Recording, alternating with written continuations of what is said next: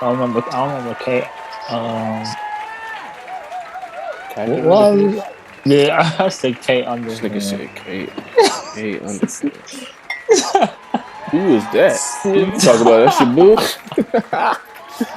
Sure. C underpants. C underpants. Oh, well. Knob Creek, best whiskey ever. And I'm drinking some BWE and shit. Hey, Starbucks nigga. coffee. Hey, don't take. Hey, whoever hear this, don't take my swag real quick. I'm about to tell niggas what I'm about to start doing. Man, still So that that's all shit. I can start doing. That's all I can start doing on the track. I want to start like uh let's say I got a sentence that I want to say and I ain't finish it. I'm gonna Mm-hmm. abbreviate it. So like let's say so like let's say like okay, I got a flow and I say something like um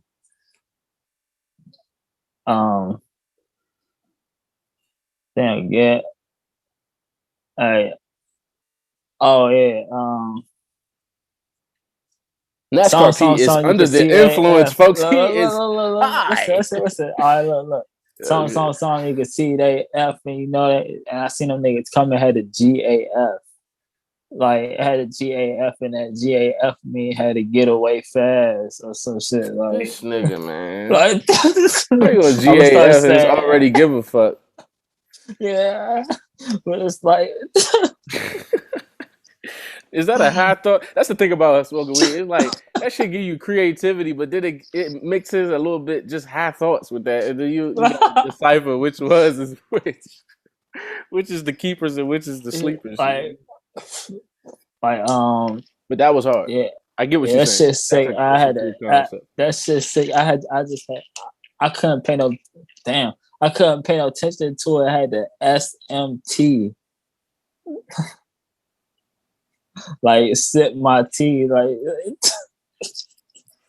Nah, I'm canceling you for that, bro. You can't do that. You can't do that, bro. Why though? Cause you gonna be known as the laziest rapper, bro. Oh, you about to wait. That's what they do though. They really that's like the new way of rapping. It's like abbreviation and like slang. Yeah. You don't even gotta say no words. It's just all slang now. Like it used to be like slang was when you was like speaking in code in a sense when you was talking about that rah rah. It was like, all right, let me just say this, or I'm talking about the yayo, so I'm gonna say white, so I don't get hemmed up. But then it got to the point where niggas is just like, I got the blicky with the stiffy, and it's like, hold on. If I don't know shit about slang, I don't know what the fuck this nigga said. Oh, for real. But like, look, that's the thing though. Imagine like back, like let's say back in I Stephen did not Decatur mean to days, use right? that language. That was that verbiage, that fucking Look, song. But that was imagine just Stephen going Decatur on days, top of my right? head. Imagine if a nigga said, "Yo, I mean, eighth I grade. came with this." Yeah, Well, for eighth me, that grade, was like eighth grade. yeah, we was in the same grade, nigga. But nah, Yeah, but I look, was only there imagine that 1 nigga. year. Oh yeah, I forgot. Yeah. But look though, oh yeah, me too though. That's crazy too, though. And I moved to Cali. I forgot. Right. But look, this the thing though. And then a nigga just say, "Yo, I'm about to get the stick." Like, imagine somebody saying that in middle school, you wouldn't know what the fuck he talking about. Like, Yeah, I just thought it was on some like. you wanna go get a stick, like an actual stick from outside, like, I thought this nigga had meant like a baseball bat or some shit. Like he got a like, weapon in this. Like he got a stick. Like he about to come hit you. He got a heavy ass stick or somewhere in his locker or some shit. That nigga fuck you up. like shit. And He he said, "I'm about come to go." back and he get it, and Excuse he me. come back with a gun and start shooting shit. Right. How about? Imagine I playing. just had a funny fucked up thought. It's fucked up, but it's funny. But go ahead. Imagine. Oh no, I said. Just think about all the people who got fucked up because of shit before it got normalized, before it was known everywhere, like that people got guns and this and that. Like imagine how many people just didn't know what the fuck was happening. This nigga would come up to you with a gun and you don't even know what a gun is, bro. Like Oh yeah, like shit. imagine like and then think about all this shit. Yeah. Think about bad shit, bro. Like think about how many car accidents was happening before they got the brakes right. Like Like shit. Yo, that shit funny as shit, but it's Yo, not though. Like, nah, I'm nigga never walk the first down nigga on to you with do a shit for gun. You that don't even. reason, bro. But that's what I be thinking about. I always be thinking about the first I'm not person trying to to be the do something. trial. I'm not trying to be the trial version, the fucking I, lab rat. it'd Even be though I funny am. as shit. Cause it'd be like, yo, think about the first person that ever drank a bottle of water. Like, Right. It was awkward as fuck. They ain't know what to do with that joint. Maybe it's common sense. Certain shit probably still common sense. We just adapt naturally. But then this other shit is like, how do you get used to oh that? yeah, imagine the nigga who created the gun and figured out like and had the final creation of a gun. Or not even the final, but the first few creations. How many people he blow the fuck up? Like shit. Think about this. And they say that it's funny, I heard this in Lost, the show Lost. Uh-huh. This nigga Arts was his name. And he was a science teacher and he was walking on the island and they needed some dynamite. He was like, do you know anything about dynamite? They was like, nah. He's like, all right, then take me with you. I'm the only nigga who knows. But they was like, nigga, you're just a science teacher, but whatever. That's besides the point. Uh-huh. This nigga said that dynamite sweats when it's been sitting. When it's old and it just sits, it starts sweating and it makes the outside of the dynamite like very sensitive to like movement and noise and shit. And it's like any subtle move could really make that shit go off. And What he the was like, fuck? you ever heard of the nigga who made dynamite? He was like, right. He blew the fuck up and his fucking assistant had to write down and patent that shit. I'm crying. Hey, I'm crying. Niggas out here saying dynamite like it's a joke and shit. The first nigga who made that shit is gone. That nigga went to pieces. Like shit. Imagine discovering an animal that's never been discovered before, and it's just you and that animal. That's what I'm You saying. know, nobody ever seen no shit like this ever before, and this shit is a bat, dragon, wolf, moose looking at you. You like, yo, But you gonna think if you you gotta want get out think of to there to yourself, tell somebody else that it exists. but you gonna think it's dangerous though. Like Hell yeah, I'm gonna think it's dangerous, but at the end of the day, if I know that shit ain't never been seen before, like if I really yeah. strongly feel like this is a new animal, like I gotta make my first priority is getting the fuck out of here right now. I'll tell people what area I seen that shit in after the, Uh-huh. you know what I mean? I just gotta get out of there because if I fucking die, that thing is just gonna be lurking and then niggas ain't gonna know that shit exists. I said Bro, you think Bigfoot is real? fuck no. I was just wondering how it went with you. Like, is everything that most people think is fake? Do you think that shit real? Everything that most Then people think is real? Do you think that shit fake? that's that shit You fake don't as believe in shit, ghosts? bro. Man? No, I don't believe in ghosts. Do you believe in spirits? Nah, not like spirits floating around, but like you are a spirit. You You can said be not in a like spirit. spirits floating around. No, I don't believe in that shit. Like you can have a spirit in you as as a alien or person, whatever you want to call All right. yourself. The non-physical part of a person, which is the seat of emotions and character, the soul, is a spirit. That's what it says. Oh, like that, yeah. Yeah. TXBX. That's why they say like the spirit, school spirit and shit. Yeah, exactly. I ain't never had school spirit. I'm not dressing up. I'm not looking stupid for y'all. Fuck Yeah, this that's school. what I I don't give a say, fuck yeah. about me. That's what I'm saying, bro. School Like, that's what I'm saying. spirit week is a week for me to do whatever the fuck I want and mess with They girls. thought this was High School Musical and shit. Yeah, that shit working. But shit, look, I've been at spirit week in the white schools. It's lit. I ain't gonna lie to you. You want to participate? For real? Yeah, because it's incentivized. It's way more incentivized. It's more money involved. It's Oh fun. yeah. Come on, man.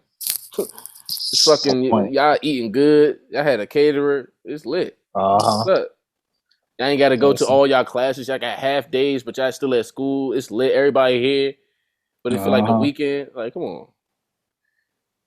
The best shit is when you, oh, my bad. I'm like, go ahead. The best shit is when you get to see the bitches coming to school with their regular clothes on. You like, all right, bet. Oh yeah, like it's going down. Every nigga couldn't wait to wear his regular clothes to school. I'm like, bruh, fuck a pajama day. I'm not wearing that shit. I don't even wear pajamas, nigga. I'm naked when I'm asleep. Pajama day, I'm gonna get a fucking lawsuit. Fuck around with y'all, man. I'm crying. Pajama day coming my what they call it? My birthday suit. This nigga, bro. Can a man have a birthday suit? What's up with my birthday suit? Yeah. Right. Man, people need to stop making men this little whatever they want men to be. I'm sick of that shit. People be like, you ever had a person give you some heavy shit and because you a dude, they swear it's like not heavy to you? Like, just because I can endure this way longer than you don't mean that it's not heavy, nigga. This shit's still heavy. It's the same. The weight didn't change, nigga. Oh shit, yeah. This shit 25 pounds for you. This shit 25 pounds for me. I could just hold 25 pounds longer than you. That don't mean shit. It's still heavy as fuck. Motherfuckers love to put everything on a man. Like at the end of the day, just because a nigga can handle something don't mean he got to. Right, that's a fact. I can handle a lot of shit. But you know they be like, yeah, you a man. You supposed to do this. You supposed to do that. I'm like, we the only ones with obligations. We the only ones that gotta. But that's the proof that if we don't do what we gotta do, if we don't do what we do, everything else in the world gonna fall apart. Ain't nothing. That's the proof, because if they say you gotta do this, they telling you for this existence to be in existence. My nigga, please go make it livable for me. They'll never say that. Game fucked up. That's how I feel. I feel like it's like y'all fought. Yeah, I said this before. Y'all fought for women's equal rights and shit, and now y'all don't want them equal rights no more. Like, that's the thing, though. Even when they was fighting for the equal rights, bro, it's not equal rights. Bitches wanted money, and this early. This is not even. We probably fucking 10 minutes in the pod, and I'm cursing. They wanted money, bro. It was like the biggest thing is like the biggest point any woman talking about women's rights has and uses is about the wage shit. It's always about money, bro. Women want their own money and that they don't have to work for, so that they don't have to need men. That's what it is. It's a way around the work. Your work is dealing with us. You don't want to deal with us. You have money, but how you gonna get the money without us? That's for her to figure out, and she used the government. Yeah.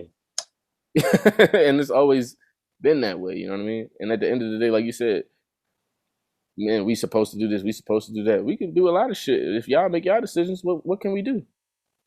Nah, for real. Do you think it's something wrong with being petty? No, go ahead. I was about to say, I feel like as a man, I'm supposed to do whatever the fuck I feel like doing. Yeah. Yeah. No, that's real shit though. Like, how the fuck? You think a girl made a boat? I thought of that. Nah, no. A nigga was like, "Yo, let me make some shit so we can go in the water, nigga." I said exactly. Like, I feel like our resources is limited in ways, or niggas probably had beef. Niggas got to figure out a different way to get at their ops. And it's like, look, we got all this water around us, and we can't figure out a way to get across that shit. Like, I'm gonna make some shit to get across that shit. That nigga probably drowned like shit. Nah, like shit. What about the first nigga who made some shit that floated out there, but he ain't know that shit wasn't gonna stay out there. That shit start sinking. I'm crying. And the niggas on land, they had no boat, so it's like they not like they can go get this nigga. They had to put a rope on this waist or some shit to have that nigga come out there. But what if ropes wasn't invented yet? What came first, ropes or boats? How the fuck a nigga make a boat without a rope? This nigga said what came first? Nigga had to boats or ropes. All right, so you think the first earlier people was like we was probably just like beast at swimming, like excellent swimmers or some shit, or nah? I don't know. I'm gonna say apes hate water. Chimpanzees, they low key fear that shit. So you think we really came from? You think we came from the animals? I think that's the throw off. That's not what I said. I didn't say we came from animals. Well, I'm talking like the human evolution shit. Where that's what you talk about. That's not what I'm talking about. Oh, I said. I thought that's what you was talking about. I'm saying if that's the most human-like thing on this earth, you know what I mean, that we can look at and like watch how they behave. They kind of like a primitive version of us, right? Just on the objectively, based on how they act. They like smart ass baby versions of people, right? And they scared of water, bro. Like, you think we wasn't fucking scared of water? Seeing fucking whales and shit, fucking. I don't know. I don't know how shit started, so I can't say. I'm like this. I'm just trying to understand how did the English language get this far? Like, how did y'all let the English language get this far to a point where Nukes, somebody said, bombs, war. America killed everybody, and everybody has to kiss ass now. Everybody's scared of America. That's what it is. I mean, it's so many languages, bro, that I feel like should be a more prominent language than English. It's like do you understand how advanced we are at speaking English to the point where it's like embedded in us to where I could tell you, yo, I'm eating some food right now, and this shit gas. Like it's gas. You know, gas is a whole another word with a whole different definition. Exactly. Do you think words should update? It do update though. It stay updating. But they shouldn't. That's what's making it fucked up. Explain what you're saying. I'm gonna stop cutting you off. Go ahead. Explain what you mean. Like this shit fucked up. Like it's just like, yo, what you mean update? Deep in this shit, like update to the point where you know what I mean by this food I'm eating right now is gas. Like you know what I'm not talking about some gas. You know what I'm talking about it's fire. Like that shit is or a fart. Gas because it's or a fart. Yeah, exactly. But think about this. But like Michael Jackson coming out and making the word bad means something good. Oh yeah, like that. Like you feel what I'm saying? The fact that bad meant the exact opposite of what it means. Facts. And then now they talking about bad bitches. Like, oh, she a bad bitch. Like, what the fuck? First, like, think about how long, like, how English evolved to the word bitch even meaning something with a negative connotation to it. Bitch is just a female dog, and now it's. Think about a whole sexual oriented. I don't know what to call them. What they call alternative community, alternative lifestyle community has taken a whole word that meant happy. People used to be able to walk around and say, I'm happy, right? And then some motherfuckers who like sucking dick and taking it up the ass decided that they're going to take that word for what they do. But now that word means taking it up the ass. They took happiness and made it take it up the ass. Like shit. So they basically made happiness. Fuck you. Let me see. Let me look this up. When did gay start meaning happy?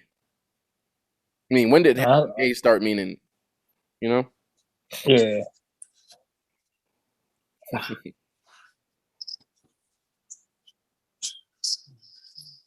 When did the word gay start to mean? I really want to speak to the nigga who really put all these terms into play, like who made the first term. You ain't gonna meet him. That nigga too rich.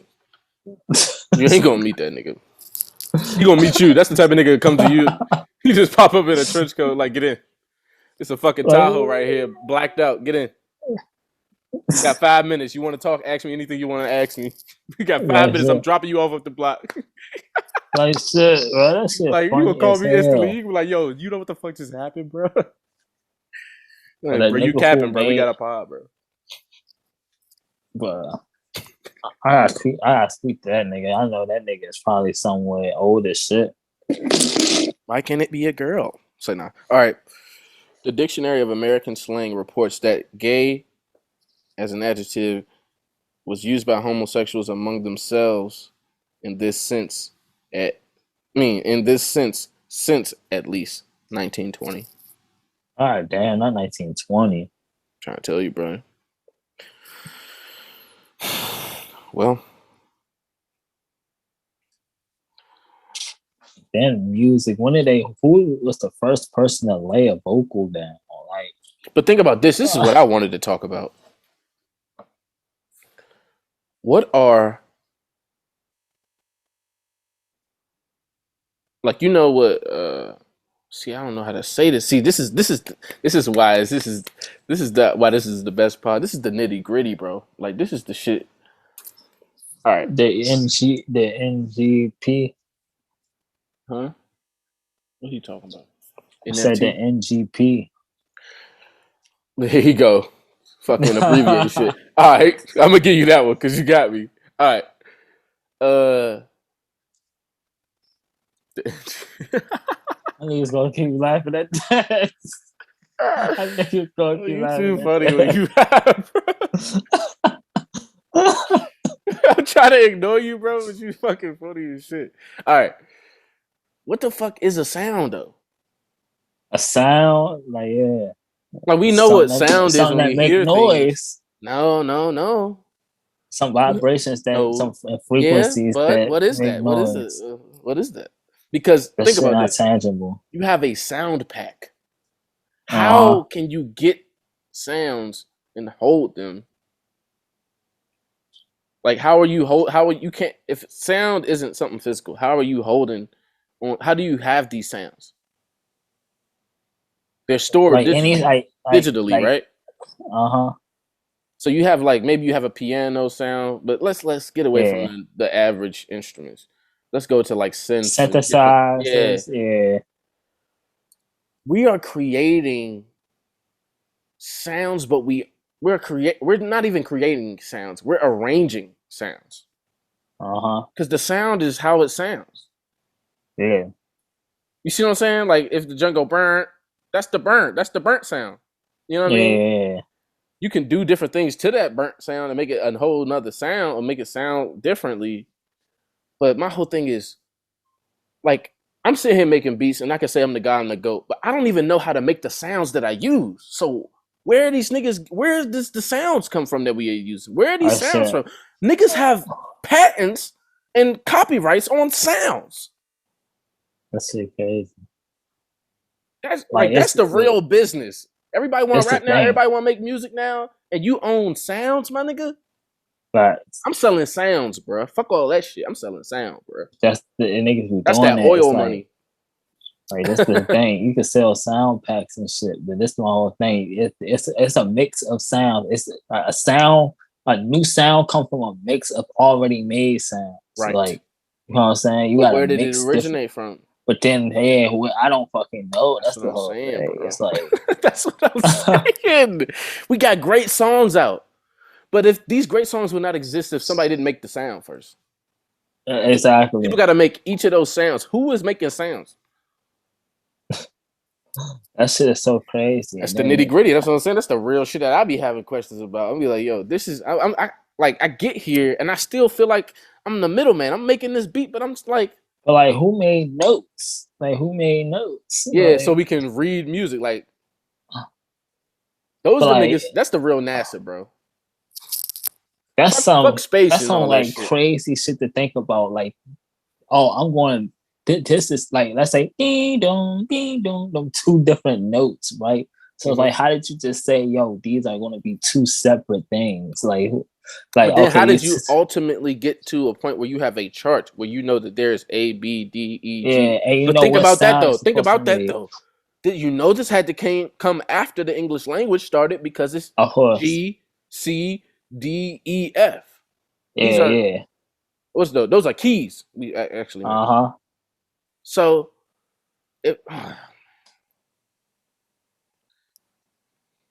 this shit crazy, bro. I don't know, bro. Language, we that deep into it though. But they had. How did they manage all of this? Y'all was getting slaves. Yeah. Making languages. Y'all was building country. Like, what's going on, bro? This shit is so crazy, bro. Yeah. History is wild. History is wild because it's like the future is wild, and right now it's wild. So it's like, it just makes you start thinking about where all this shit came from. Like you said, it's like you realize it's been wild from the jump. Like, this shit been wild. Like, then it get wilder. Like, get wilder, right? The technology make it wilder, bro. Yeah. Like, do you believe in overstimulation? Yeah, I do. You don't want something to end. Like, you don't, like, we talk about that start and end shit. You don't want it to end. Like, that shit weird. Like, no, I'm saying, do you believe that somebody can be overly stimulated? Yeah. It's kind of how I feel sometimes with these tablets and TV with the kids. It's like, that's how I feel about my phone. She can't even comprehend and fathom everything she's taking in at a pace that she can really manage, because she's too young to manage everything that's happening at this moment. It's too much being like, it's like the idea of me giving her some of that high C orange juice. That shit is full of sugar. That is like, like imagine being a little person and your body just took a shot of sugar, like a fucking, like that shit gonna send you to the moon. Like you up now, like you feel light, like you ready to go, like you just drunk an espresso and shit. And it's like, I mean, y'all look, people gonna say I'm being funny, but I'm being serious. I first started thinking about this type of shit, overstimulation with sex, when I first realized that women had clitorises. And I said, oh, God is a comedian. He wanted this to be some little smoke between us, because I ain't got no clit, bitch. If I want to play with myself, I gotta whip my shit out and go in. I gotta really do that. No, for real. But you got a whole clip. You could be getting yours off. Don't nobody even know. You just exactly. Yeah. How they be. And then it's like she get extra. She got an extra thing that stimulates her. But that's the thing, though. Like your dick. But that's the thing, though. It was like she can touch that, and it does what she comes, bro. And I'm like, that's the shit that blow me, is when a girl tell me she don't come no other way. And right, that's like, the whole thing. I think girls be lying about coming. They be coming fast and shit, but they just don't be trying to say it, bro. I swear they be that's true. Duh. Niggas too. Niggas be lying like shit. Niggas be busting fast. I couldn't wait to get a girl so I could just bust fast. I'm tired of stroking all night. My thing is, if I start fucking, and if I decide to fuck you for a long time, I'm not going nut. Because I'm worried about fucking you. I'm worried about you getting you busting. I'm not worried about me. Facts. Yeah. When you in a relationship, y'all both want each other to bust so bad that just like, unless you met a girl, like I said, you might be single, meet a bitch who really like sex and she really like getting niggas off, and then she might really do more. But like the idea, bro, I fucked a girl one time, bro. We both finished. Moments later, this bitch get to rubbing her clit. I'm like, hold on, shawty. You are a greedy bitch. You are a greedy motherfucker, bro. Like, you couldn't give niggas a clit, bro. You couldn't give niggas another way to come to. Oh, no. That's kind of less. You don't need nobody else for that shit. That shit funny as fuck. Yo, niggas will have a whole line of toys and all sorts of shit. Niggas will be out here, fuck these bitches, I got my clit. Oh, nah. Got my clit, I don't need no bitch. Oh, nah. Yeah, see that? It's a video of a rapper. He got some titties, quote unquote, and he said, like, he went and got some titties done or some shit. It said he the first rapper with titties. Yo, I gotta send that shit to you. Bruh, he got some titties and he said, yes, like, or some shit. Like, that's what he said, but it looked like he got, you know what I'm saying? Imagine that rapper story. They interview him like, yo, what you gonna do when you first get your first big check? He like, yo, I'm gonna give me some titties and a bigger ass. No, that shit gay as shit, bro. Why is it gay though? What if he want titties for bitch? What if he's a fucking fake? Like no, that's not cool, bro. I don't care about that shit. Like, that's wild. That's what this said. That shit is wild. Back to pettiness, though. Back to pettiness. Do you think it's a problem? Like, because people call me petty, but I don't know. I don't know. It depends on what you're being petty about. I think that's what makes you petty. The situation. Facts. Exactly. You can have that type of attitude and feel that type of way. I don't be petty in no other situations besides if I felt like it was going to be funny and worth it. Like, for real, like. Oh my god, bro, you a real life troll, bro. In real life, on the mic, off the mic. Nah, for real, it's like, yeah, it be niggas being petty, and it's just like how they be being petty. It's like be corny. It's corny to the point where it's more insecurity. Like, you said what? Yeah, facts. Yeah, exactly. You just said that shit. Okay. Like, it's more like that. Like, I don't feel like I need to. You already like showed me you on my dick for real. Yeah. Facts. That petty shit.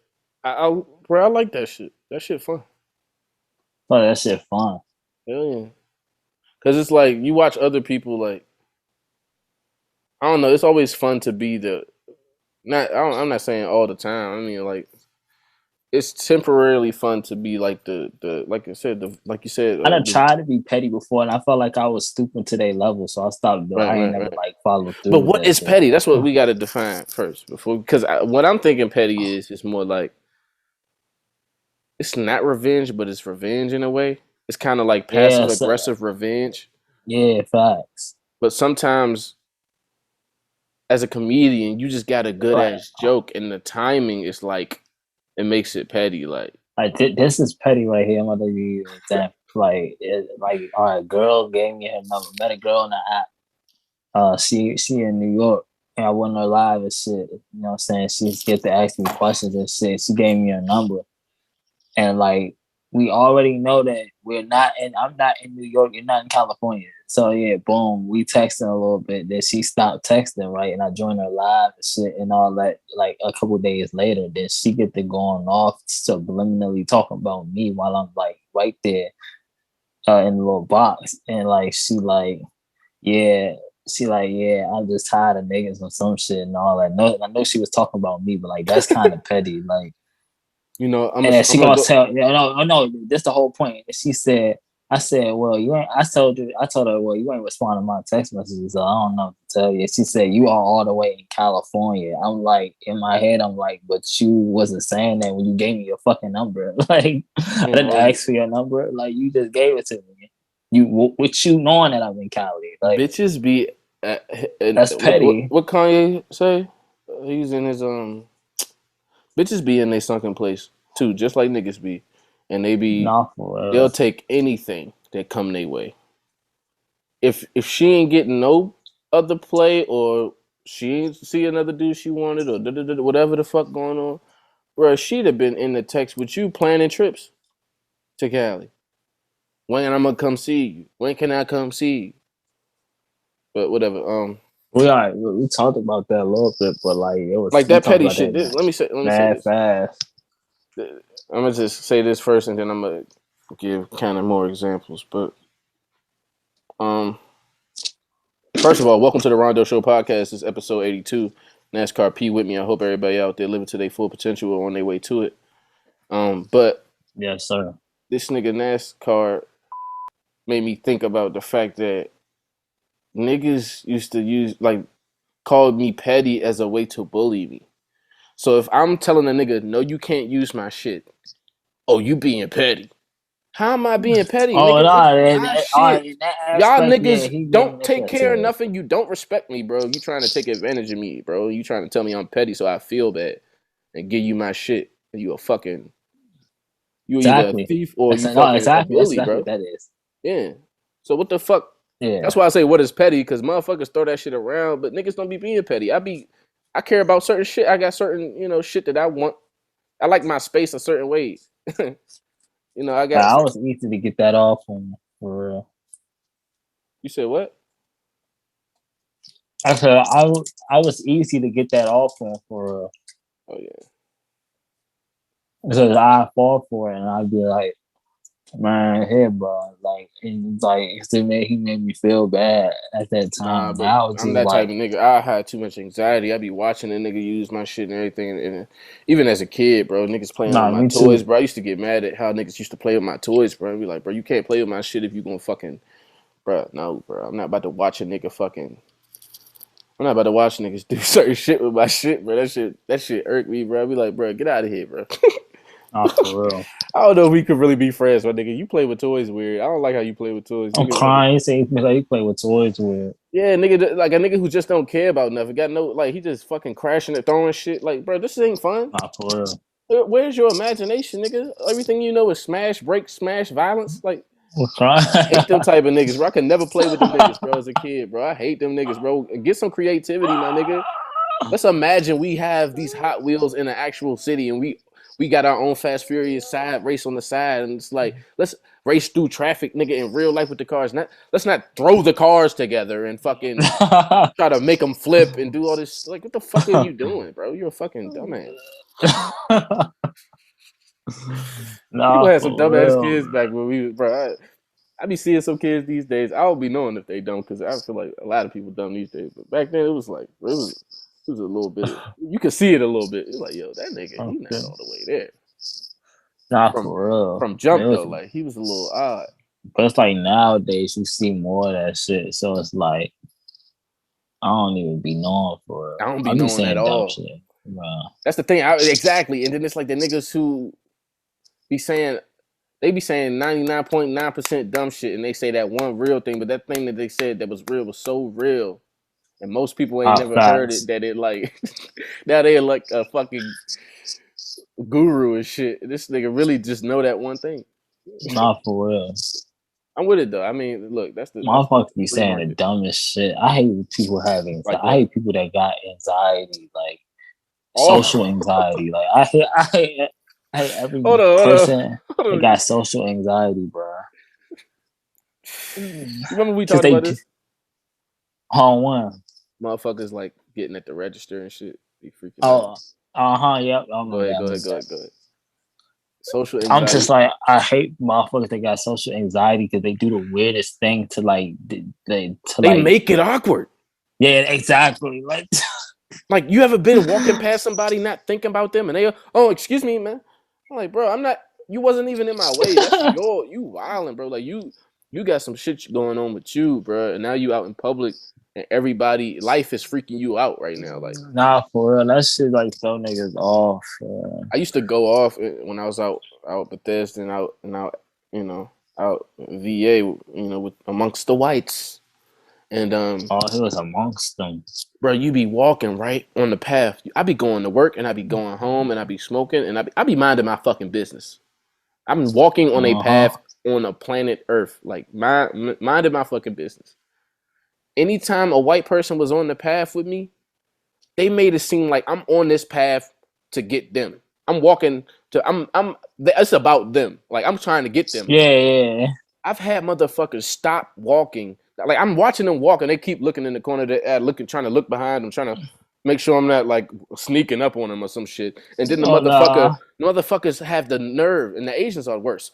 Motherfuckers have the nerve to stop, wait till I pass, then start walking behind me. So then I did this one time. I stopped and I said, "Hold on, are you scared of me? Are you scared I'm gonna do something to you? Because if you're scared of that, I could be scared of the same shit with you. You don't see me wait until you go past. We can both wait all night, and then we might really get into some shit. Shit about to happen, bro. Go where you going, and then something pop off. That was meant to happen to you tonight." People spend too much time trying to control their future, like that. It gives them anxiety at every second. They have anxiety every minute of their life because they're trying to control their whole life. That shit is so irritating. It's like, yo, you don't understand. Like, you fight in a battle you don't even have. That's not even real. Like, it's just like you just made this whole. You enlisted every soldier from the ops to your team. Like you enlisted them. That's like America when we hired all the fucking Nazis. Like shit. After World War II, we hired all the Nazis to work. The NASA used to be only Nazis employees. Oh nah. Yeah. I didn't even know that. Yeah, that shit wild. Nazis were the reason everybody was using Nazis after that because they were the most loyal, controllable people at that time. The way Hitler had programmed them people so well to do anything he said that after that, once whoever like you could basically buy you some Nazis. And they'll come. It's like how you go to Home Depot and get you some Mexicans to build your. Oh, shout out to my compadres. But for real, bro, like you gotta like niggas really like did that, and it was like, all right, we gonna tell them what to do, and they're gonna do it. Period. That Home Depot shit is so funny. It's like the way people explain it. Like I remember when I first like heard somebody say something about that, and then I finally seen it. Yeah. And then like it was at a Home Depot, and like they really was just right out there in front of their deep, like they was waiting, and like they always like that at every Home Depot. This is the funny shit too. Like these niggas that do all the landscaping, but when I go in Home Depot, I don't never see no Mexicans working. That shit is so crazy. This nigga's rather work in the sun, nigga. I go right to Home Depot, nigga. I need a job. Well, I'm being funny because I know why they doing it. It's because they can't get legal work, but it's just funny. Yeah. It's just funny how you can get illegal work outside of a business. Like you stand outside of somebody's right out business. front of it, like literally. And it's like you ever see somebody at Home Depot like policing that shit? Like y'all got to get the fuck from in front of here. No, like I've never seen nobody get kicked out in front of the Home because Depot. they know that if you come in to get some Mexicans to build some shit, you might be coming to get some tools and lumber and all this other shit to build some shit. So the Mexicans is actually Home Depot need to pay Mexicans. They need to pay. They need to pay. Let's say the Latino community, the Latin community. Yeah, because these motherfuckers is helping motherfuckers come to your business, and when they get there, they making your experience better. Nah, for real, just Hispanic like Dora. Hispanic like Dora with shot splash. That's all right. That's all I said. But look though, like I just came here to get a new picnic table. Now I got Jorge. He about to come help me build this deck. Jorge. Yo, my stepdad. No, my who is it? I think it. I ain't gonna put him on blast. It's not my stepdad though. Oh, but somebody I know, and it's like an older dude. Somebody I know that's like an older dude. The funniest shit growing up is like anytime he talked about a Spanish person, this nigga would be like, "Yo, Julio." Julio was the man. And then if it was a girl's Maria, that's fucked up. You got to stop what he doing, bro. Every time you like talking to somebody, you like, hey, I can call Julio and he'll do it for this. And I'll be like, bro, you gotta stop. I'll call up my amigos. How many? This is the last point. Then we're gonna get Dale in here. How many Spanish people you think actually know, like, work around English speaking, like, work around mostly English speaking people and know what the fuck they talking about? Because I feel like when we around people who don't speak English, or at least they speak their language around us, we feel like they don't know what the fuck we saying. We be talking a little crazy. That's why I don't be thinking about that unless it's me on the other side. Like, you feel like they be speaking about us? Yeah, like if they speaking Spanish, that's such a fucking selfish American way to think. I don't like that Spanish speaking shit around me. Like, y'all talking to each other in Spanish and shit. Like, why not? I know what y'all saying. The thing about a Spanish conversation, it blows me because they could be talking. It's always some laughter. What the fuck y'all laughing about all the damn time? Yeah. That's what I'm saying. It's always a happy. It's always ha ha ha ha ha ha real quick, and then they looking at you like, oh, what's up, man? Hey, Rondo, hey, my man, hey, like they playing you like it's all sarcasm. Like they over here like this nigga think he's the fucking shit, don't he? Hey, Rondo, hey, he's coming over here. Come on, hey. Like when you get there, it's all nice and shit. Like I swear to God, they. No, for real, bro. Yo, the Asians though, they'll talk shit about you right there in your face. Nah, for real. Fuck, bro. They'll talk about. I don't like Asian hate. I like Asians. Them my niggas. I fuck with Asians. You talking something? I don't like Asian hate, bro. I ain't never hated no Asian without them hating me first in life. And when I say hate, I don't mean the actual HATE. I mean any bad vibe or bad interaction that I've ever had with an Asian person always came from their side first. And it's because I'm black. And they are racist. Not all Asians are racist, but all the Asians that I've come in contact with, they usually live around white people. And this white area, they start moving like it's our space. And who are you to come in our space bringing that shit that you niggas bring? Like shit. I don't want to deal with that. It was cool. It was no drama before y'all showed up. And you ain't even did nothing. You just around and they're assuming some shit is on the horizon. You know what I mean? I wonder what the next big lie America gonna pull off is. You know what I mean? Yeah, well, that's in the works right now. That shit. What you mean?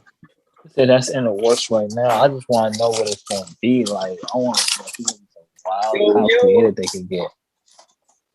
Yo. Welcome. Thank you. Can you guys hear me? Oh yeah, we 45 minutes in. We man, the big 40 shit. Episode 82. We here. What was we just talking about? We was talking about. Oh, you said the next big lie that America's gonna tell. Yeah, I just want to know when the next big fake breaking news is. The next fake breaking news is gonna be. They're stretching this COVID shit, bro. They're stretching it. So they're trying to make it so that once it's over, it's kind of not ever over. They want it to be a thing. Exactly. Yeah, so I think that's going to be the next big bang to the world. It's going to be like when they actually tell us we're going to have to live with this shit forever. But they tell you like nothing's going back to how it was. Like, get that shit out your head. This should not be in. Like, we're going to move this way moving forward forever. Well, hey, I want to be rude and just jump on. Can I just introduce myself and jump on the mix? Please do, sir. Hi Rondo. Hi NASCAR. How's everyone doing? Doing great. This is Arthur Anderson. Sorry to jump in there, make podcast. You guys were batteries. Something interesting. So if I overheard what you're saying correctly, you guys are talking about kind of like COVID and like, do you feel like we were not talking about COVID? Let me get that clear right now. We were not talking about COVID. We were talking about no. We was talking about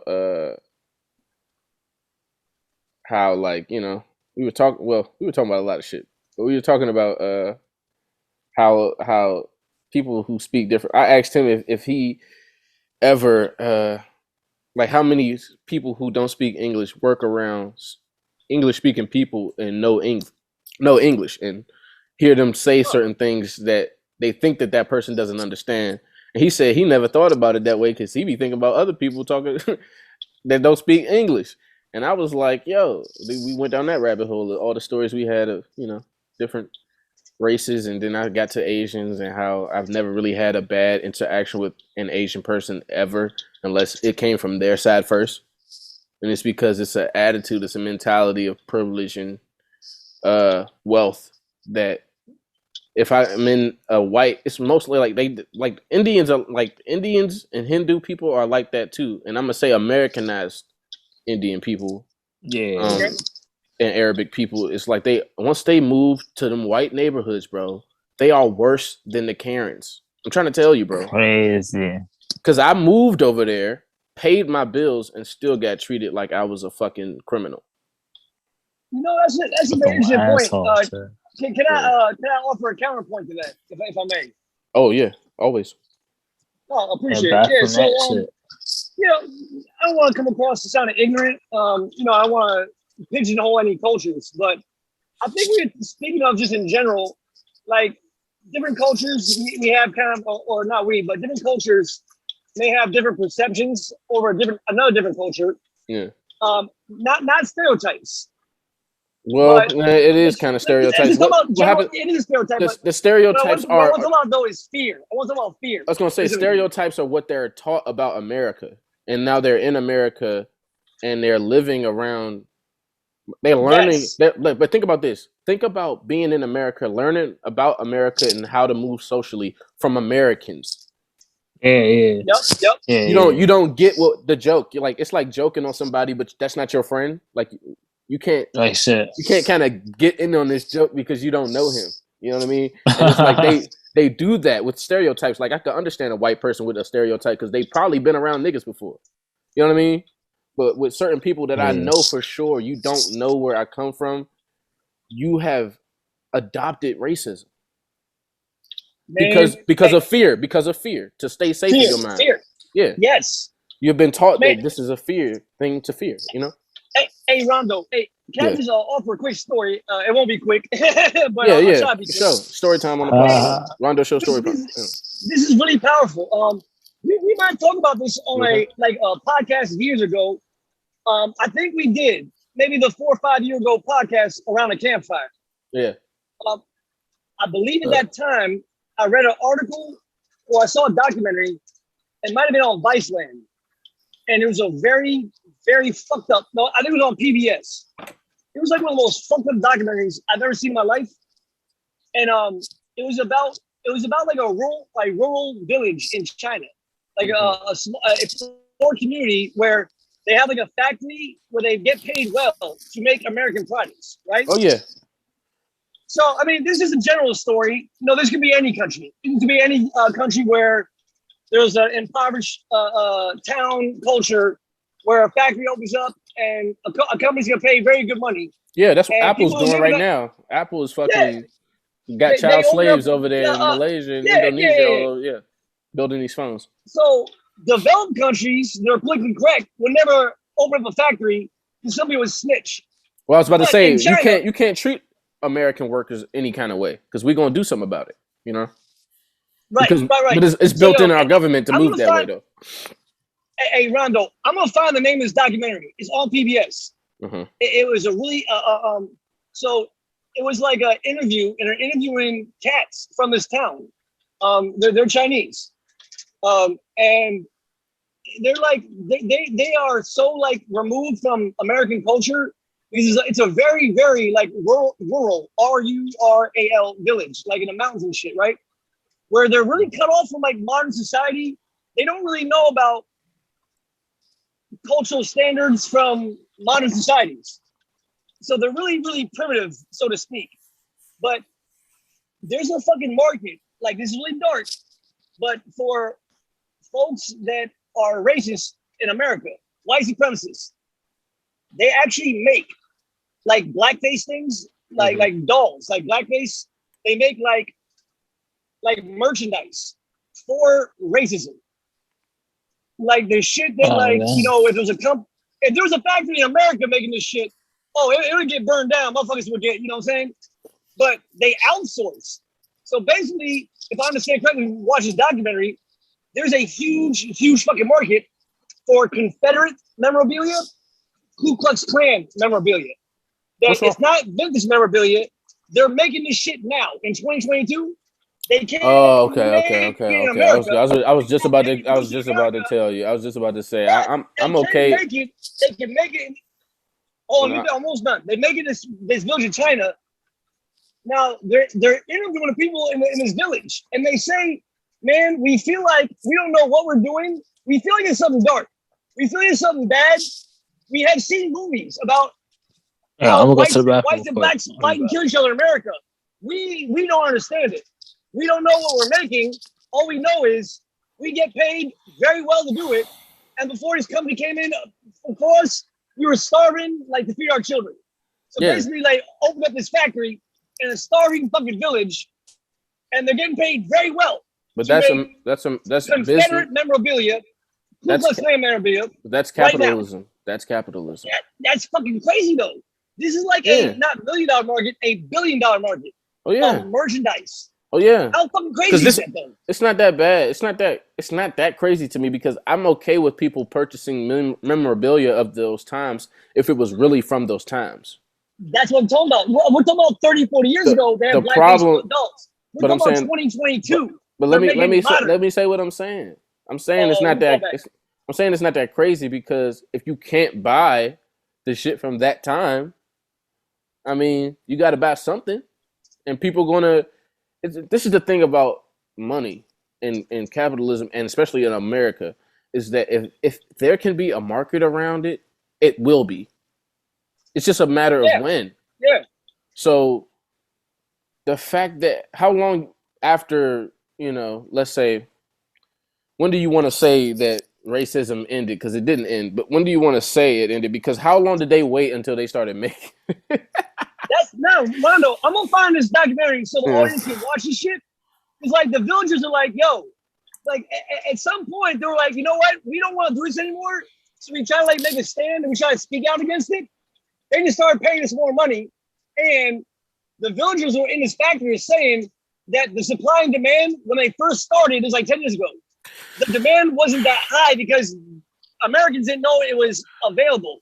But they're like, well, that too. And the 10 years have been around, their demand is getting more and more and more. That too, but meanwhile, the political racial issue is being popularized and fueled, and the tensions are rising, and they talking Black Lives Matter, and people worried about race wars and all this stuff. So sides are being chosen, and once people start choosing sides and people start getting ready to riot and ready to march and rally and all this stuff, you need what you said. I guess you need like a uniform. Uniform. You gotta wear your team jersey, Solidarity is the word you're looking for. Solidarity. Solidarity, but patriotism for whatever you stand up for, and if you you're stand up gonna align for, with a herd. That's what I'm talking about, herd mentality, right? well, I'm not. No, that's not what I'm talking about. What I'm talking about is when the race issue is at all time focal point of most Americans. Sides are now being chosen. The same way when Trump got elected, it started to break up homes and break up families and friendships because people was like, "Oh, that's the side you're on. Okay, you got to go over there." So people had to show people what side they're on. So they're like, "I'm going to wear a Black Lives Matter shirt, so people know that I think that Black Lives Matter, know that I'm against this thing." So if you're talking about racist memorabilia, all this shit, if the fire's being fueled, these people gonna, of course, that's creating a market for this thing. Rondo, Because now they have to go out when they see a Black Lives Matter shirt, they like, "Where's my shirt? I need my shirt. Let me go get." Because it's the freedom. Yeah. Because I can express myself freely. So if I can express myself freely, you should be able to express yourself freely. I think that's what it is. One, I think you just defined when this market started exploding. It was around the same time that Black Lives Matter memorabilia, like the message, right? But that's on social media. Then turned into like T-shirts. You know what I'm saying? Yeah, so, then they can hide it behind the fact that advertising now, walking the street, racist white motherfuckers getting scared now, right? Holy shit! Where's my T-shirts? Where's my "Don't Tread on Me" T-shirts? Where's my fucking Trump's saving everybody from Alabama, this weird conspiracy fucking thing? Whatever. I said, why did you bring this up? Because I was talking about my interactions with race and Asian people and how I've always had weird, very uncomfortable interactions. So good question, Rondo. I brought this up because it was a very sobering, but it was a very sad documentary where the Asians in this village, they're like saying like, this makes us, even though we don't understand why Black Americans and white Americans hate and kill each other, we don't understand why it still makes us sad. Bro, I want to get out of here, man. Get out of here, man. Hey, I don't listen though. Hey, I can watch the documentary, but I don't care about a rural village in China. I don't live in China. I live in America. I'm talking about how American Asian people treat me. So based on what you were saying, I want to go on a tangent. I want to co-sign. I grew up in Tacoma Park, DC. I've worked with a lot of Asian clients. I've had a lot of friends from different countries, and man. Even cats like who work at stores, own a store. I'm not be stereotyped like a convenience store. Yeah. But hospitality, like courteousness, etiquette, second to none. Like they really, no matter what the color of your skin is, in America, they treat everybody with respect. They really do. Bro, you're talking about your friends and people you know. I'm not talking about I'm talking about my experiences in DC and Tacoma Park. Yeah, but you're a white man. Oh, fair enough. What are you talking about courtesy? Like it don't matter your color. I hate when white people. I hate when a white person tells me it doesn't matter your race. This person treats me like that. You're white. You don't know what you're talking about.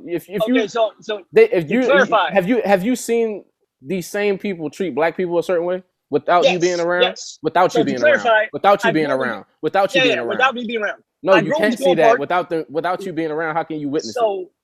So if I can respond. I grew up in Tacoma Park in a very diverse area.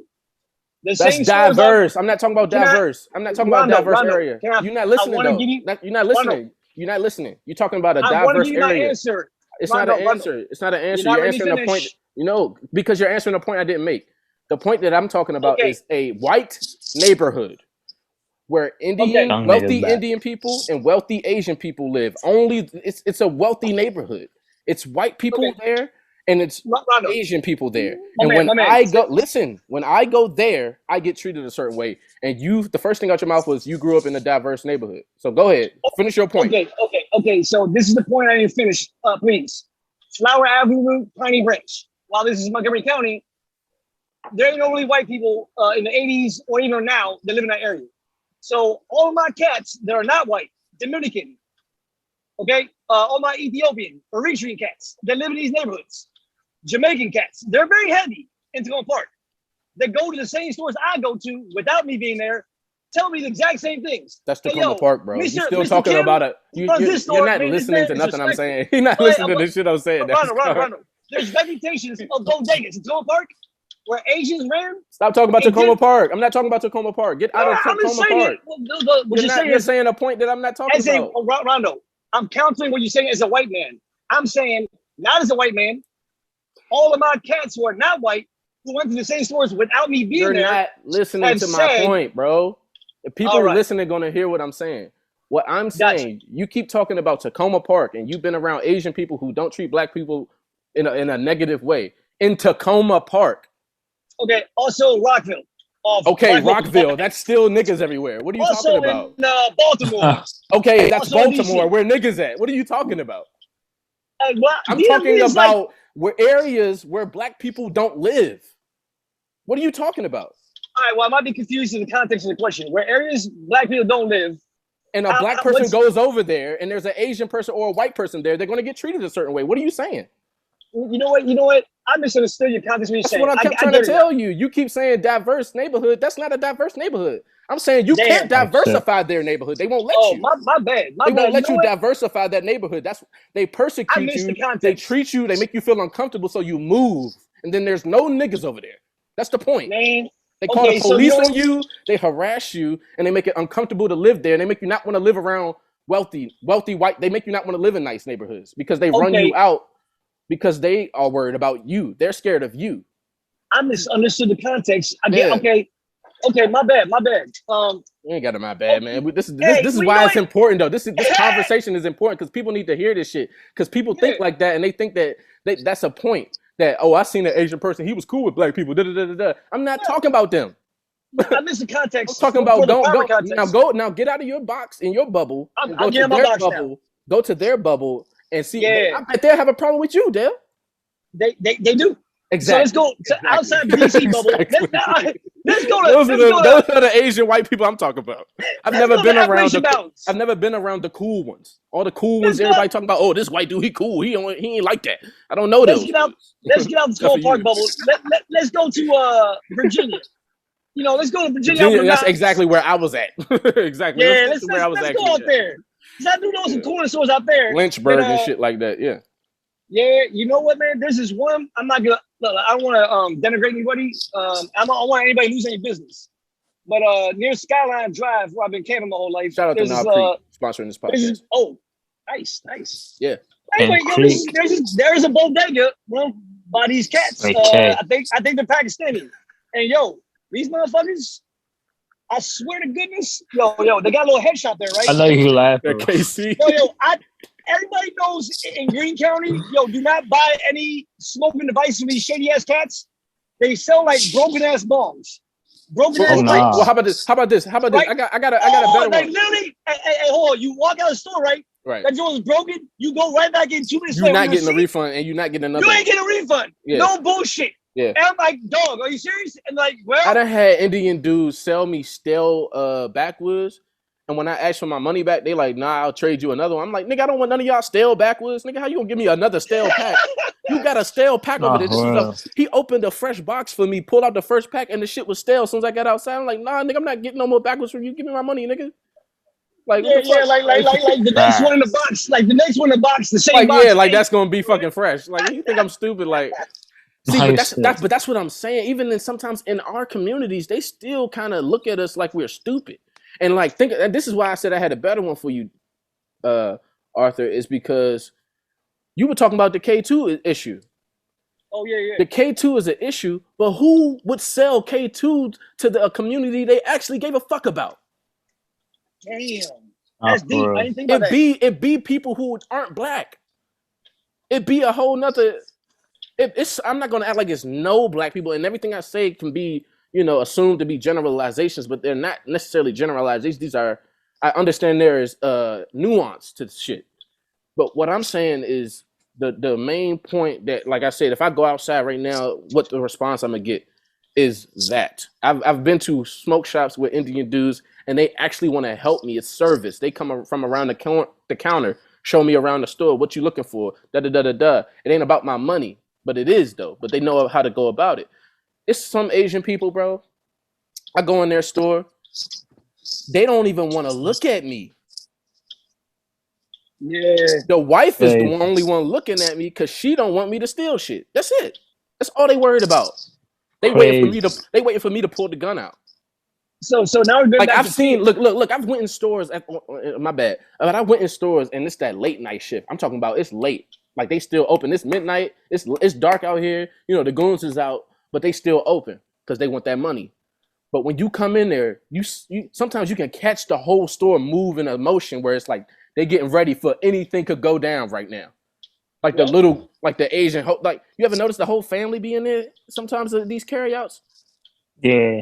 So the little girl, she go to a certain place. She got her eye on you. The father, he go to a certain, he got his, like, hold on.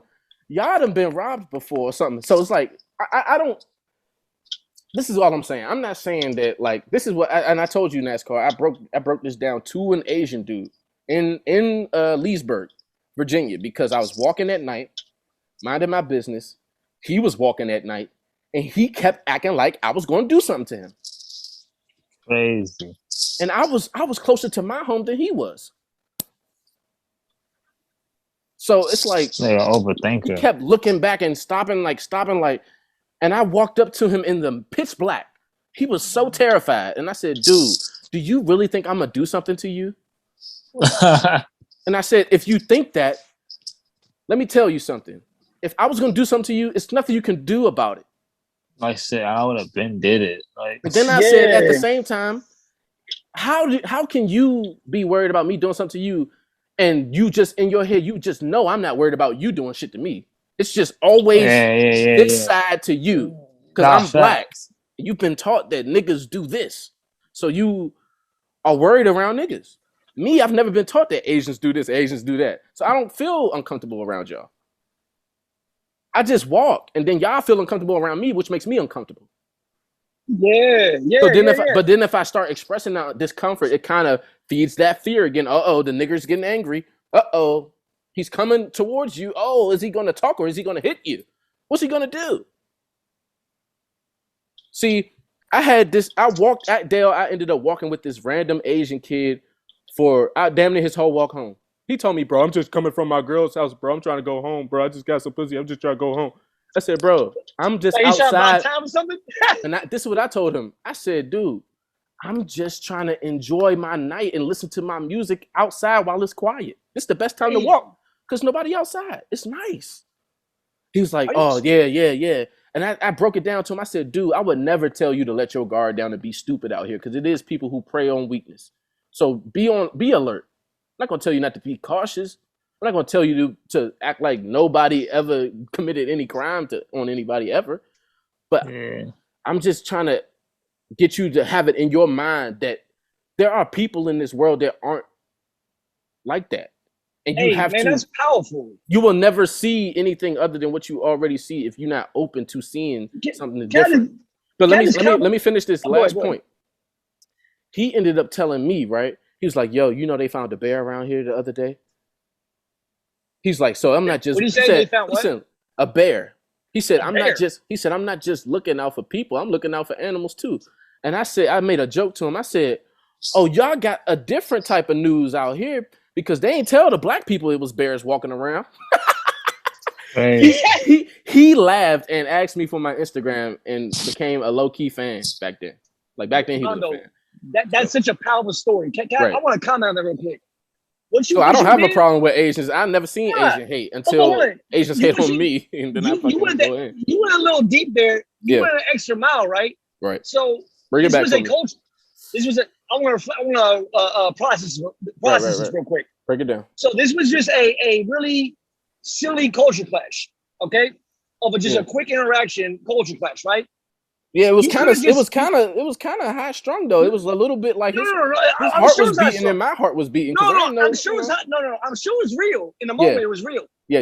And I get how it went from being like, okay, a little minor action to y'all both tensing up. It could get serious now, right? Right. Because we both don't know what the other person. Yeah. Right. So both are sensing. He's sensing fear. You're sensing like you're being apprehensive. Like, yo, why the fuck are you afraid? I'm over here trying to make change. Now you have every right to be a little offended and check his ass, right? Yo, look, my man, I'm just trying to like. See, my thing is this though. I just didn't want to say nothing, and then he go through life thinking that that's how you do it, like with black people. Can I just say something real quick though? How Yeah. many young cats their age in that situation is going to say something to help him? Right. Now, like what you said. Oh, that's what I said. That's what I said to him. That's what I told him, Dale. I said, hold on. He looked at you like, hold on. You flipped the script though. I don't know if you know that how you flipped his script. No, I know that. His irrational. His fear was, okay, this is one of these motherfuckers is going to get me, right?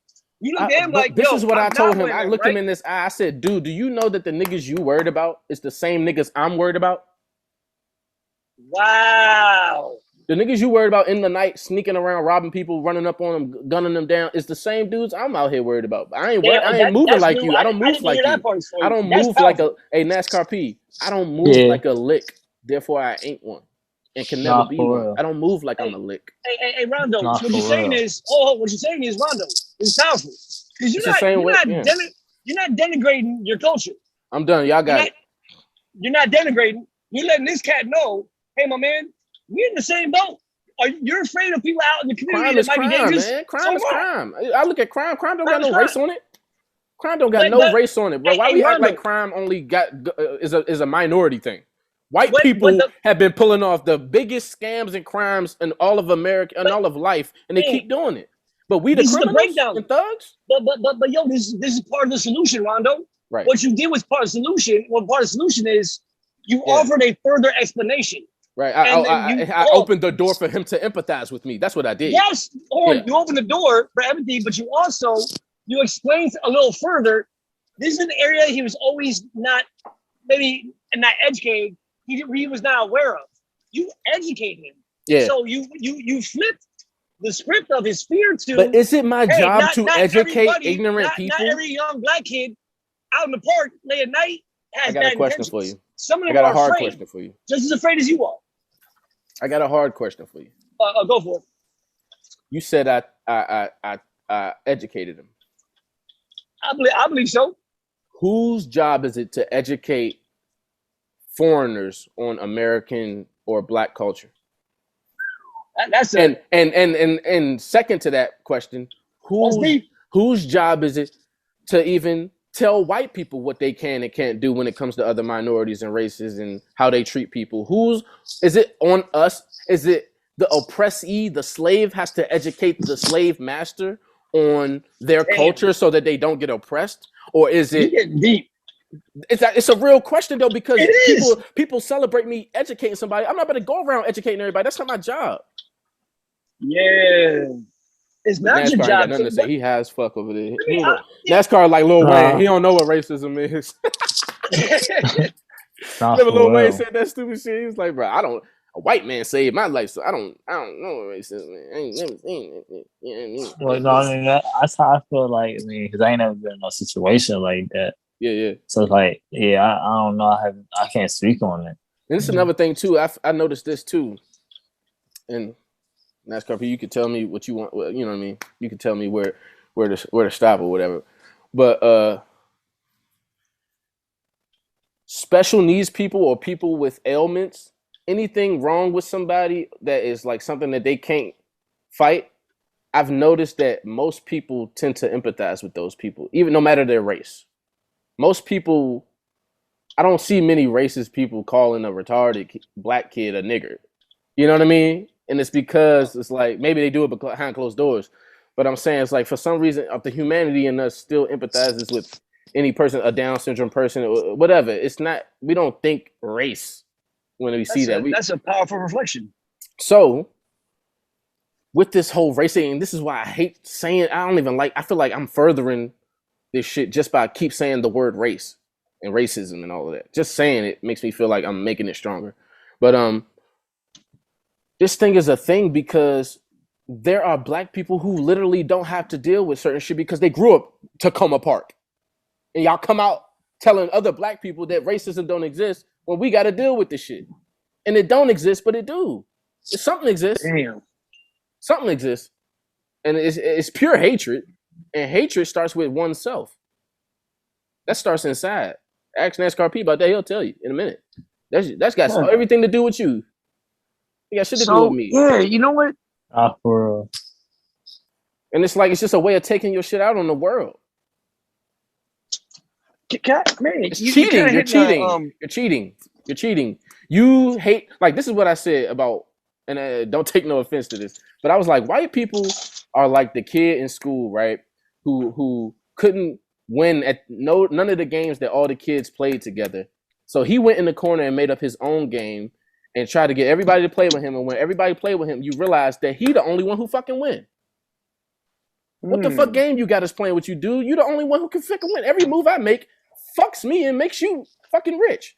You keep like that makes sense. Yeah, because every other game you couldn't get into it. You couldn't go down to Africa trying that shit. It get too fucking hot and your ass ain't got no melanin. So you gotta leave them people alone eventually and get your own shit going on. And it's like they just decided, since the world is so nice and everybody can coexist, and for some reason we just don't mesh with everybody, how about we just Debo?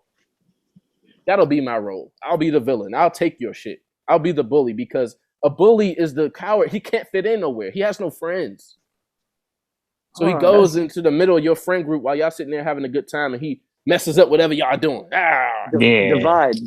He comes over and give me your lunch money. He wants you to pay taxes. Give me your lunch money. You gotta pay me just to be around me or else I'm gonna use force. I'm gonna scare you. Give me your money. And it's like controlling the environment because you lack empathy. You don't fit in with nobody because you don't think about you know what I mean. You don't consider other people's feelings when you make decisions. So I ain't gonna go in like that. But he goes saying people's name on the sorry, Jerry. Oh my god, he said it again. No, Rondo. I'm actually in the store. I was talking to. You good there. All right, so sorry, audience. No, I'm talking to Jerry. He's you don't gotta apologize to the audience. Do you know me and NASCAR P?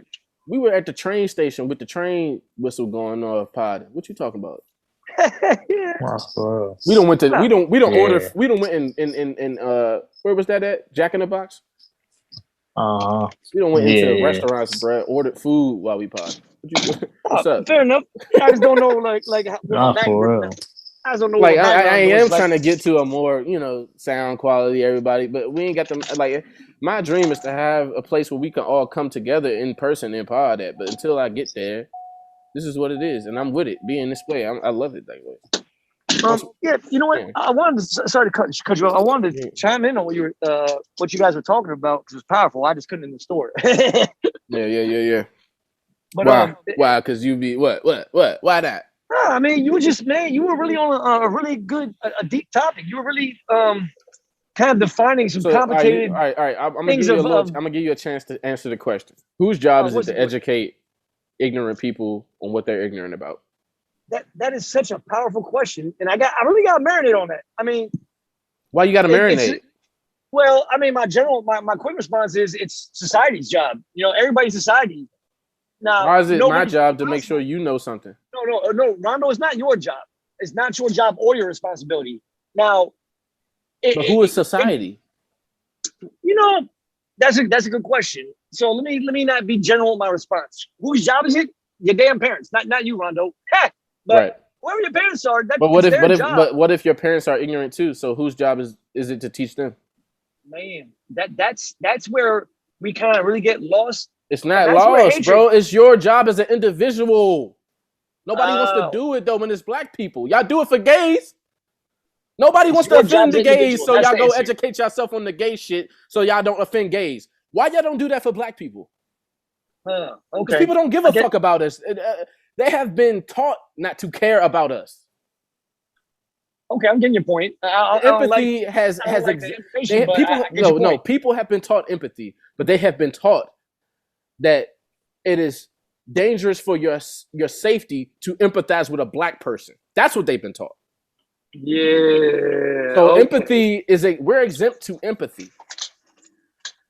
Everybody else gets maybe this will happen. Maybe it was a bad day. If it was a white kid shooting up a whole school and shit, they want this nigga. They put him in cuffs and took him to jail.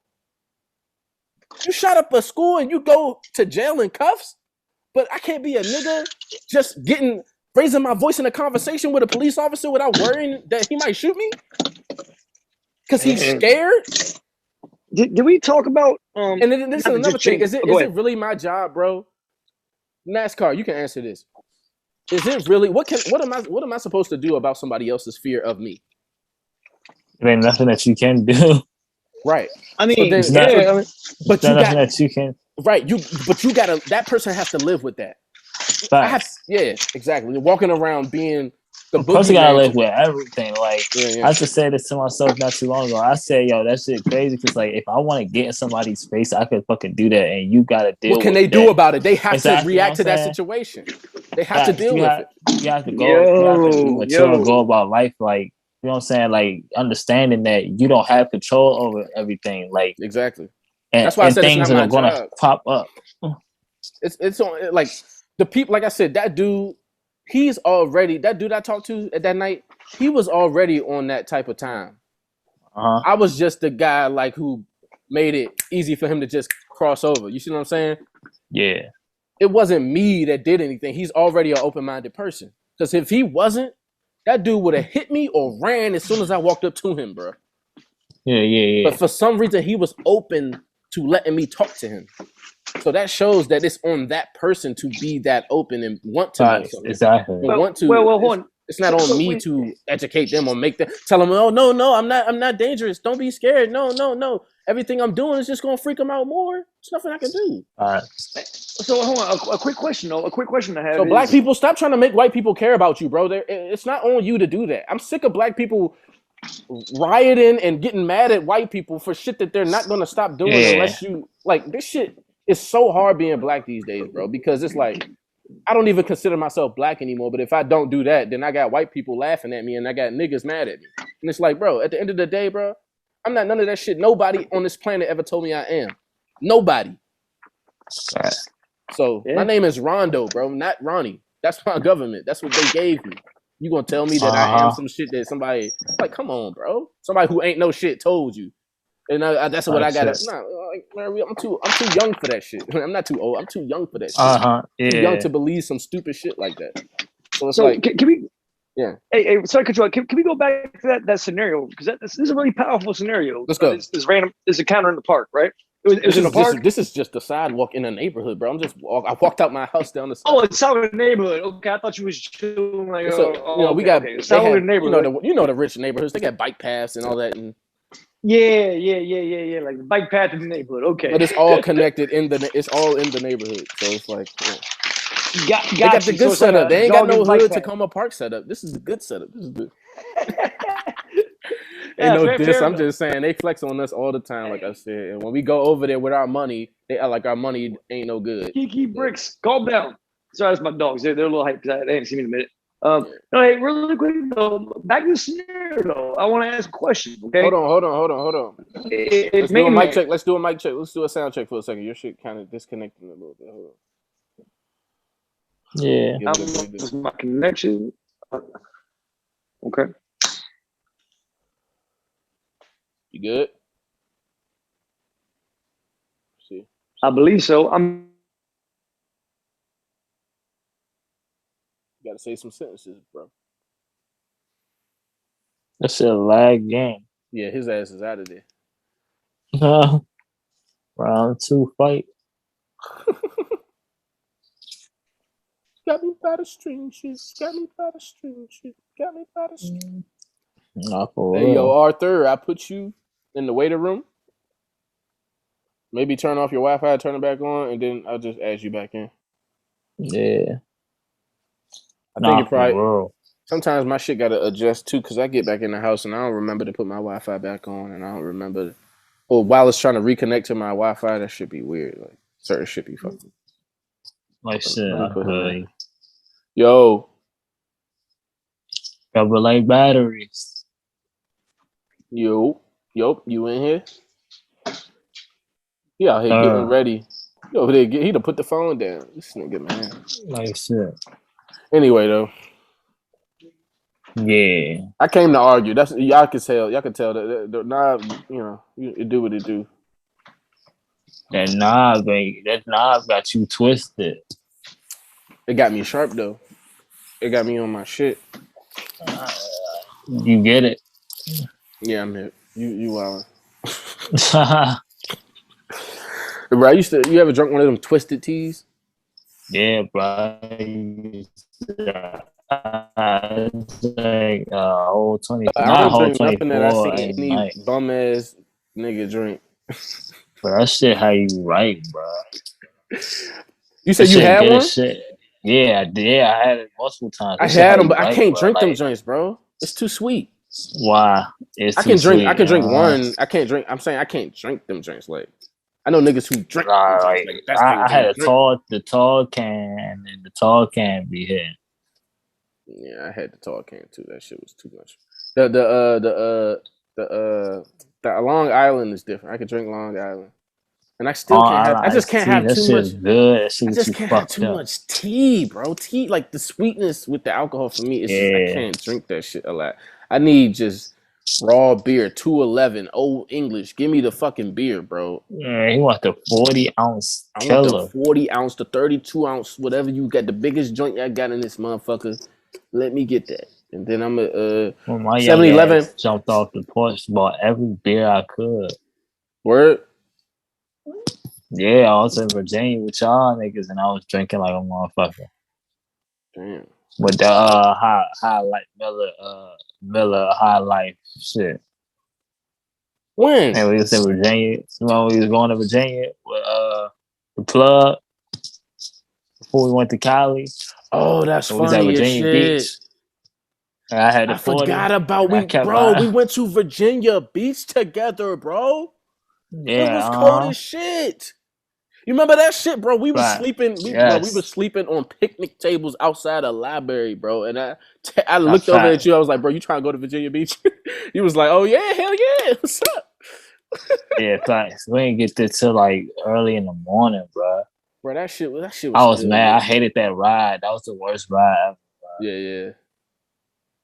That ride was wild. But I was used to riding with that nigga. I ride with that nigga anyway. Shit. Damn, bro. How I forget that? That shit was crazy. Because it just was so random. We thought we was really getting ready to sleep outside that night. And that nigga was like, yo, my nigga. You about to go to the beach. Like, you trying to go? I was like, nigga, hell yeah. The fuck? I might get some pussy out of this. And yo, it was cold as fuck at the beach. And it was everybody still out there. Nah, facts. It was cold as shit. Bitches was out there. It wasn't even cold. It was just windy. Yeah. Damn, bro. Damn, you just fucked my whole shit up. I had something to say too. You fucked my whole shit up saying that shit. It really brought me back. We was talking about beer. P shit. Playboy P. What you mean? And I had went out talked to the little oh my god. We was all like, but look, that's all that nigga do, bro. That's all that nigga do, bro. It's like, yo, let's go, and then we just talk. We find a group of bitches, and we be. I'm talking about what I did. You know what I did? No, I know what you. Talk to the old white lady all the way at the water. Bro, you got all, bro. But this is what I'm saying. This is what I'm trying to tell you. This shit. That nigga loved that shit, bro. Like them niggas like you was a goat. Like I already know you, so it's like this shit ain't nothing. This nigga just talk. He talks to people, bro. He not scared to talk to nobody. Yeah. But these niggas, they geek off that shit. Like they geek at watching you talk to. That shit crazy. He was like, oh. I'm like, bro, this is not high school, bro. Like yo. Yo. Sorry, fellas. I had a connection issue. Let me say this. Let me say this about the beer shit, though. I'm gonna say this last thing about the beer shit. I don't know with the alcohol. I don't know with the beer shit. I don't know. I just be needing. I don't know. I had a run in where I was just drinking. Like I had a run where I was just drinking 211s like every day. That shit get you fucked. That shit used to buzz the shit out of me. Like it hit a blunt, like 4 blunts. Like cause I ain't had no weed bread. Oh, this is what I was gonna say. 7-Eleven used to sell the 32 ounces, bro. 2 for $3.50, bro. Damn. 2 for $3.50? That's crazy. That's crazy as shit. So you go in there with $6, $7, and you got 4 32-ounce beers, bro. Damn. Right. Yeah, that's killing you softly. Right. So then look, I used to go to the counter. This is a perfect segue. Oh my god, I'm the fucking king of podcasts. All y'all niggas suck, bro. Y'all ain't got no real experience and nothing y'all talking about. Y'all just talk about celebrities, bruh. Don't forget your point.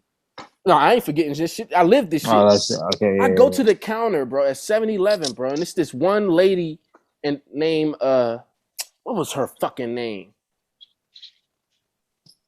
Her name was something weird like Happy. That wasn't her fucking name, but you know how people from other countries, you ain't gonna pronounce my name, so I'm gonna just put a word in it. Yeah. Tom, this nigga Indian as fuck. Your name ain't Tom, nigga. So look, like and it was a dude there. The dude, he was like the main boss, right? But the girl, she was like the assistant boss. Every time I would bring the beer up to either one of them, the other people didn't care. But every time I would bring the beer to the counter, they knew me. They knew that I lived close. And they'd be like, why you keep drinking this stuff, man? You're going to kill yourself. You don't need this. No, put it back.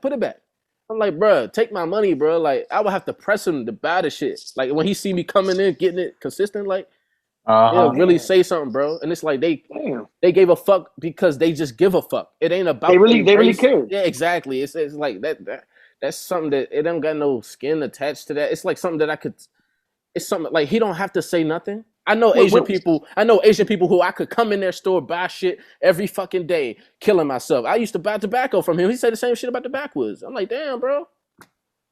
Damn, that's beautiful. Where was this at? This was out VA, but this is the funny shit. This is around where the Hispanics stay and where the black people at. But this is was it Lynchburg or what part of VA? I ain't trying to put it out there, but Sterling, VA. My bad. Now you good? Okay. You know Sterling. Sterling is fucking it's nigga town. Come on. Yeah, that's the rich Northern Virginia. That's where yeah. Well, you can say rich, but it's like bro, there's a small little area. Like I said, it's a 7-Eleven there. I don't think rich people go to 7-Eleven. Nah, for real. Yeah. So there's a 7-Eleven that's selling beer for $3.50.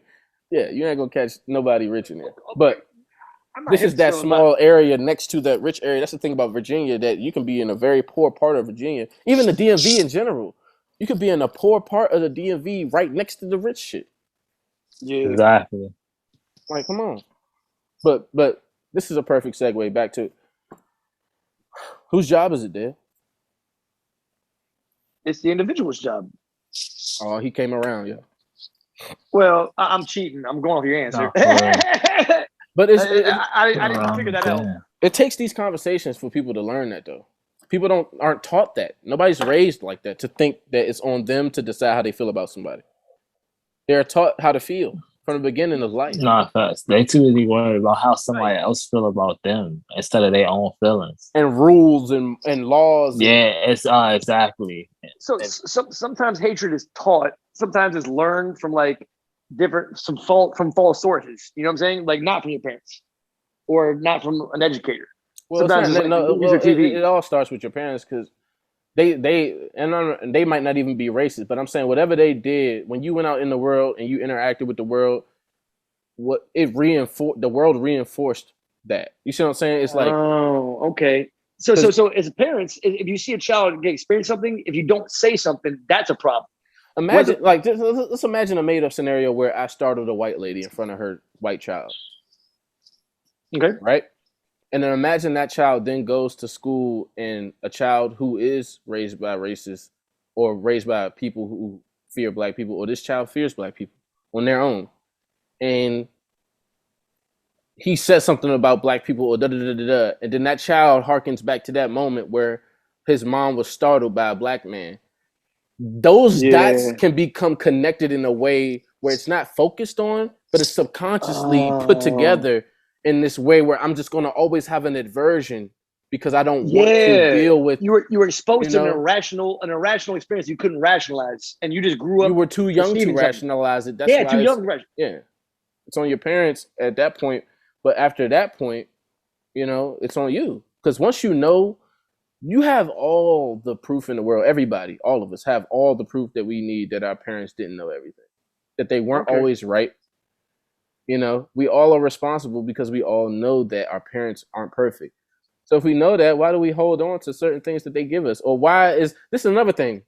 Why, when we talk about races and racism, do y'all want to say maybe it comes from their parents? Do you say that about black people that commit crimes? No, it doesn't. You know, that's a good point. No, when you hear about a black dude doing something, you just like, figures. It makes sense. But when it's a fucking white person going through something, maybe it's so many. I just said this in the beginning. It's so many other reasons. It's understanding. It's empathy. We want to find another reason why this could be happening. It can't just be hate. It can't be racism. Yeah. It has to be something that makes sense why this is happening. But with us, the math is never done. The research is never made. And even when people are wrong about shit in stories and headlines and they retract it, the retract doesn't get the attention that the first headline got. Yeah. So you can still be known. Say they come at you, NASCAR, and say that you a rapist, and NASCAR P raped 3 women in 1973. Then they come back and say, all right, that was false. It was just an allegation. She was a disgruntled one-night stand. One-night stand. Disgruntled girl he didn't want anything to do with, and he rejected her, and she got mad and held on to it, got 2 other girls in cahoots with her, yada, yada, yada. They was just 3 mad bitches, right? Do you think they're going to care about that headline, about the girls lying, as they're going to care about the first headline about NASCAR P's a racist? Oh, yeah, nah, hell no. It's just nobody's going to even know that you know how long it takes for people to find out that the woman that accused the dude was lying? Yeah. Long. It'd be public knowledge, though, the whole time. But if they think about the people who defend the dude in the beginning, they get shit on. You see what I'm saying? For defending them. Yeah. Come on, bro. So here's the real thing. Where's the justice in the people that falsely accused of crime? Like for real, if you get caught falsely accused of crime, you should get like 3 times the sentence of what the crime was. Like for real, you should get worse than what the crime was. Because I think you can sue people for it, but I don't know. Well, but baseball, what you said, Rondo, like somebody does this should be petty. Like you might never get your reputation back. Your life where's back. the justice? You talking about the system, bro? You talking about justice? I'm not talking system. I'm talking about like you ain't gonna get any justice. Situation. Any situation. I'm saying though, you said what's the justice? Where's this justice that you asking from supposed to come from? I don't know if I used the word justice. That's the word I was looking for.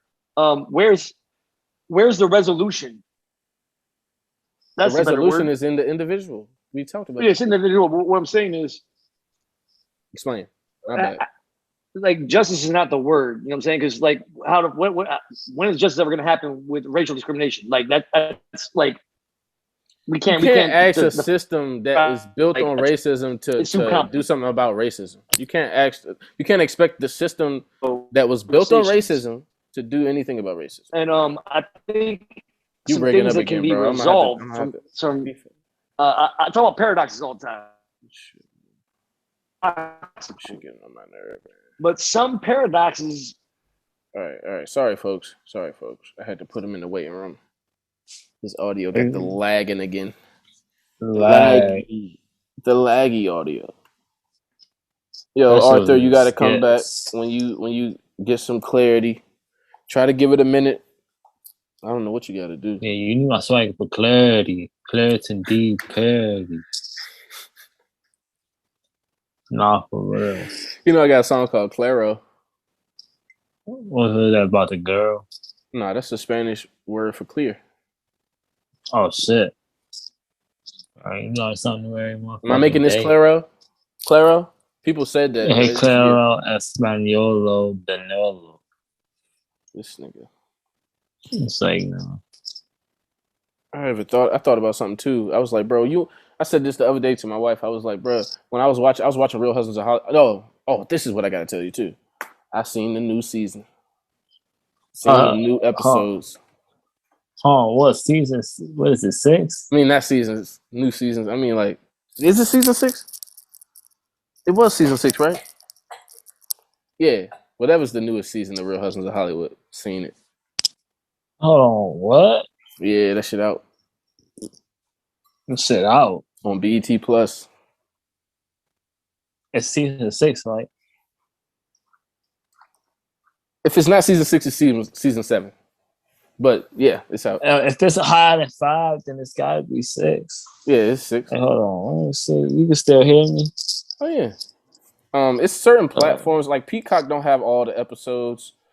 BET is the only one that has all the episodes next to who else? You found it on Amazon, is it? No, you remember they was missing like 2 episodes? In the beginning, it's always the same. We watch it when you watch the show from the beginning, they skip from episode 1 to episode 4. You don't remember that shit? Maybe I got it backwards. Maybe it's another platform. It's too many streaming platforms. I'm trying to see. Yo, Dale, you here? You got better connection? Yeah. Can you guys hear me? Yeah. So you were talking about paradoxes. Yeah, I mean, let me not get too deep on this because I just want to try to stick to the surface here. But can we refresh the surface for? Nah. Fuck the surface, man. That's the problem. The surface is the fucking issue, bro. Everybody trying to be so soft with everybody. Be real. Tell them what it is. Yeah, I want to get beyond the surface, real but not too deep. Shit. Okay. So can you remind me of the context of the thread we were just talking about? So I was you said I was talking about basically the court of public opinions and people being before I was talking about, the race thing and how it's on the individual to this, that, and the third, and no matter what your parents was taught and no matter, what you were taught, once you come of an age where you're aware of what's going on, you then have a choice and a responsibility to do what I'm not going to say you have to do anything because you could be racist if that's what the fuck you want to do. But you have a responsibility to do something different once you know better. So, okay. But I said, just us even trying to figure out another reason why somebody would be racist other than pure hatred is kind of racist because it's like you don't reciprocate that empathy with black people or minorities for that matter. Because if a minority is in a certain situation or you see a headline about a minority, you just believe it off top, or you say they're at it again, or you don't sit there and try to say, oh, maybe maybe he grew up in a broken home, or maybe he needed the money so he can get the food for his kids, or you don't care about all of that. You run with that headline. So I made an example of dudes with the rape allegations, the Me Too shit. The headline about the dude who's accused of sexual misconduct and he was found not guilty. The not guilty verdict is never really publicized as much as the first original headline. Yeah. And you said, where's the justice in? And we were talking about people who falsely accuse people should be punished as well. Yes. So I want to cite a very specific example. This was something, and that's the reason you brought up the word justice, because we are talking about the court system and law and all of that. Right. Now I want to talk about an example that happened. I think it was like 2 years ago. I think a lot of people remember when this happened. It was it was fucking terrible. I think it was in, I don't know, Manhattan. It was in New York. Might have been Brooklyn. Not important. But it was New York City. And there was a mom with her 2 children, like her son and daughter, that she just picked up from school. I don't know how old the daughter was, but the kid was probably like, I don't know, like 7 or 8. He had a backpack on, and the daughter was younger. She was just in the store, like getting them something to drink or something like that.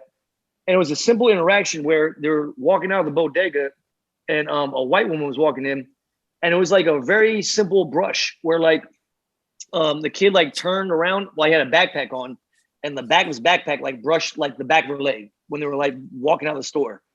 So the woman, she was a white woman, she instantly turned around, reacted, saw this young black kid, and automatically assumed that he grabbed her ass to try to be inappropriate. That's crazy. It turned into it turned into a whole big scene. Now the employees, everybody rushed the woman's side, like trying to pacify the situation. But she called the police. Like, ma'am, it's probably misunderstanding. Now they're trying to rationalize this woman. She drove it home. This was outside the store. She's called the police. The point. So this is the end of the story, though. Okay, the end of the story is the police came up and they were there for like an hour or two, trying to talk to the woman, getting the report, and pretty much the mom. So this was a very traumatic incident for the mom and the children. Like the kid, like I think the boy was put in handcuffs for a minute. I don't know if he actually was arrested at that time. He can't be off of an allegation. Look up the story. I think he might have been charged, right? And then he charged, but that's not arrested. Yo, this is very dark. Okay, but this happened. So it wasn't until like a week later, and everybody in the news and everybody who read this was like, "Yo, this kid like did this shit, right?" I wasn't thinking that, but that's the way media was portraying it. Like this kid grabbed this woman's ass, right?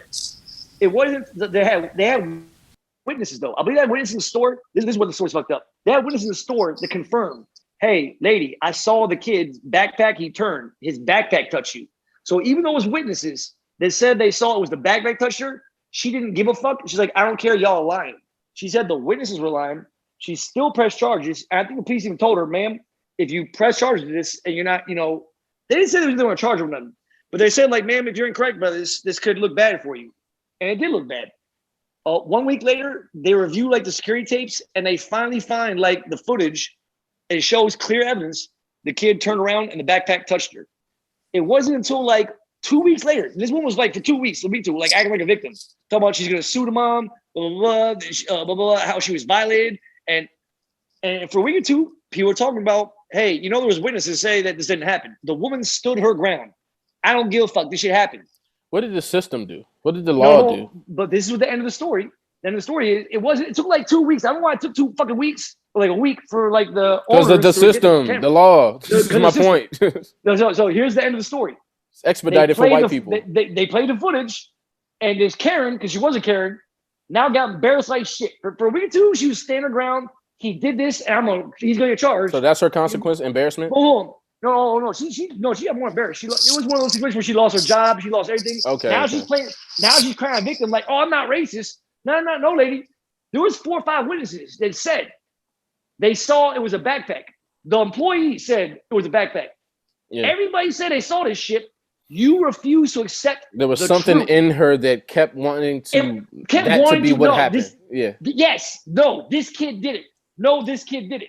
So even though there was witnesses, even though the store employee said we saw shit, it didn't. But that's how you know racism isn't real, because white people not even really. What does this woman get? You hear that? Now, shit what did she get charged with?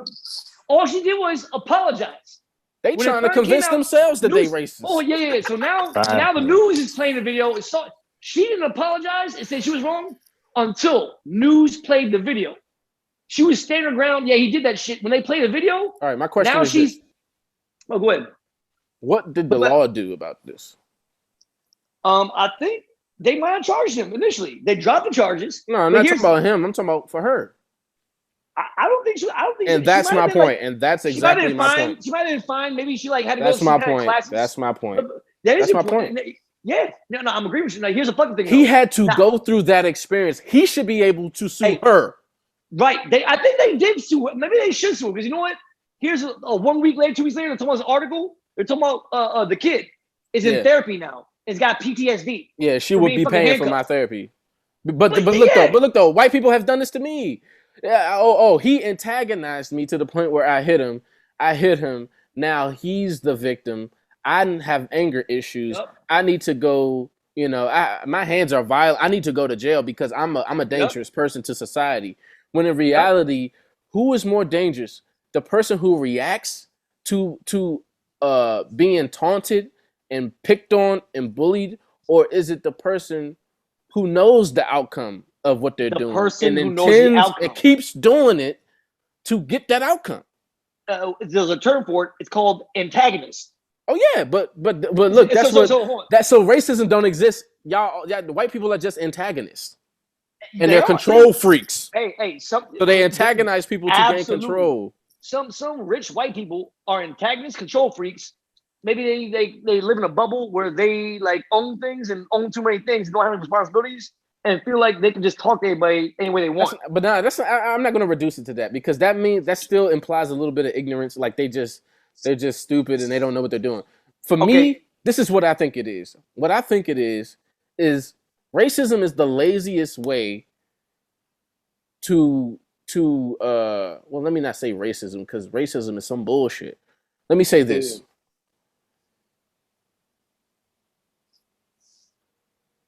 Those situations are people, like I said, these people, there are a group of people on this earth, and I'm not going to say they got one specific color of skin.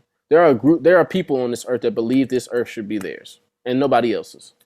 They think it would be better if nobody else was here. More than one group in that category. Please continue. So with that, in order to make this a reality and kind of socially acceptable, you have to demonize people. You have to demonize people to get them out of there. What I tell you, I'm standing outside my house where I pay rent. Well, it's not my house, but y'all get the logic of what I'm saying. I pay rent here. I'm a resident. Standing outside. I don't have a car. I'm waiting for the Uber. A police car shows up saying that my next door neighbor has called the police because I'm waiting and standing in front of their house. Time out. How does he know who you are? Let me tell you this. They didn't know my name. They didn't know my name. They just said there's a guy standing in front of my house. What do you mean? What are you talking about? What my question is, like if the police are approaching you like you are that person, did they ask who you are? That's what I'm saying. You gotta let me finish what I'm saying. Oh, please continue. This is a house this is a townhome.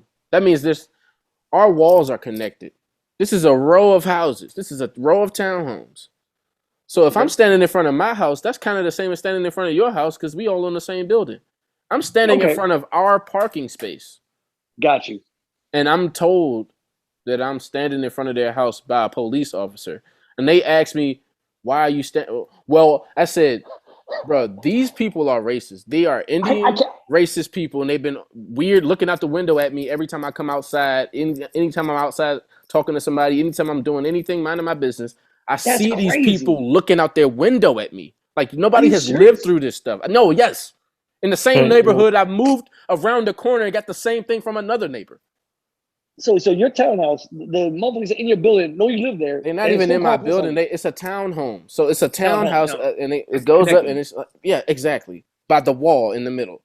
So they're looking out the window as the police are pulling up to see what's going to happen.